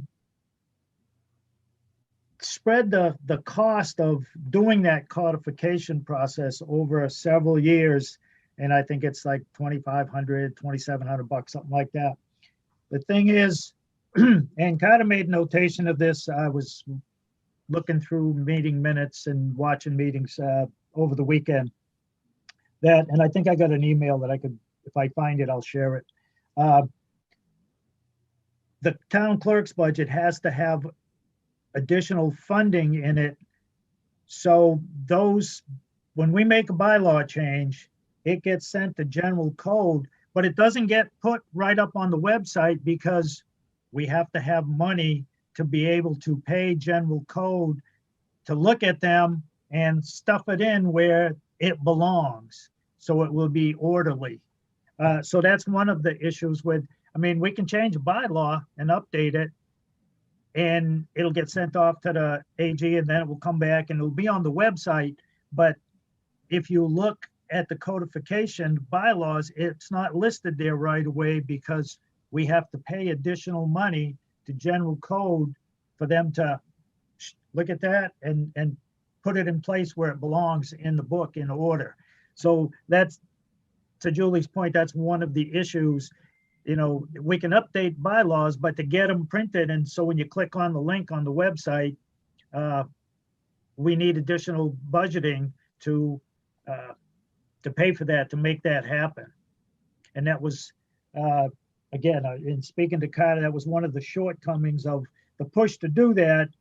But, we missed one of them, that we didn't cross that one T. We said it just happened. So it was a good thing to get them organized and all looked at, and all the general laws that we have accepted over the years in some different sections and so forth. But if we're going to make a change and update something, we can do that. But to get it into the grouping, it requires a little extra funding because we got to pay for that service.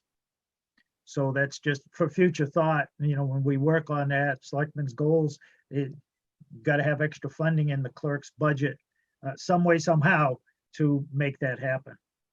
Thank you. Thanks, Jeff. Julie, Thanks, Jeff. I appreciate that, and I totally understand that. I just think that we shouldn't put that on a back burner. We should continue with that work.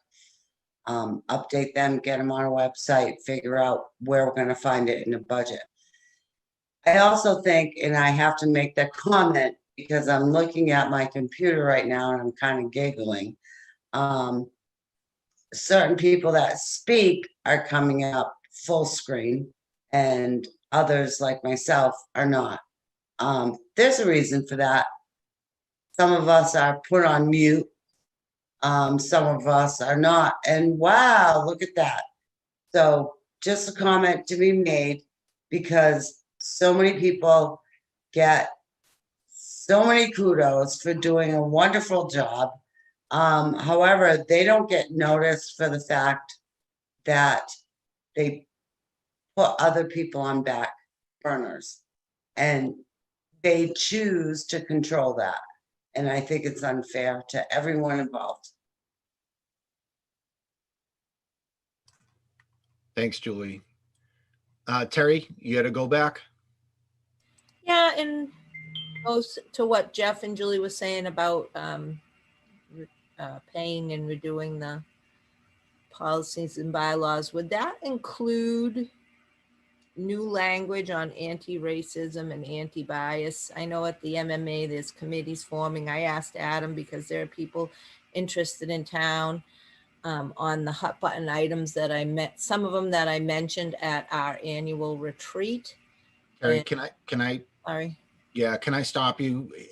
Instead of having like the back and forth about it, if we want to put that on an agenda, I'd feel better about that. I'm looking at the clock. It's 9:59 right now, and I don't want to get into a discussion that could go back and forth like an agenda item could. Okay. Is that okay? Yeah, that's what I was gonna call you about anyway and see where you stood. On it. Okay, sure. All right, zeroing in at the end of the meeting, I had a couple announcements just for what our next meeting dates or otherwise, but Adam, Holly, we good? We're all set. Yeah. Okay. All right. People have been asking about the ClearGov. We're trying to get the ClearGov. The data is up there. We're just trying to make sure that we have the links from our site to the ClearGov site. Anyone can go to the ClearGov site and look up Templeton. That data is there. But as far as it appears on our own webpage, we are working to get those icons up there. So if they're not already, stay tuned. We have our budget meeting this Saturday. Start time for our remote Zoom meeting is 8:30 in the morning. You can find that meeting notification in our website under meeting and agendas. We also have another meeting at 7 o'clock on Monday, the 15th. Adam, I believe that is a joint board meeting. That is correct. Yep. And our next select board meeting, actually, you know what I'll do? I will put it up on the screen. So you go to the meetings calendar on our webpage. You're going to find this evening's meeting on the 10th. Our joint advisory and select board meeting is this Saturday at 8:30, and then the joint school meeting at 7 p.m. on Monday. And then the next business meeting for the select board is 6:30 on the 24th of March. Any questions on that?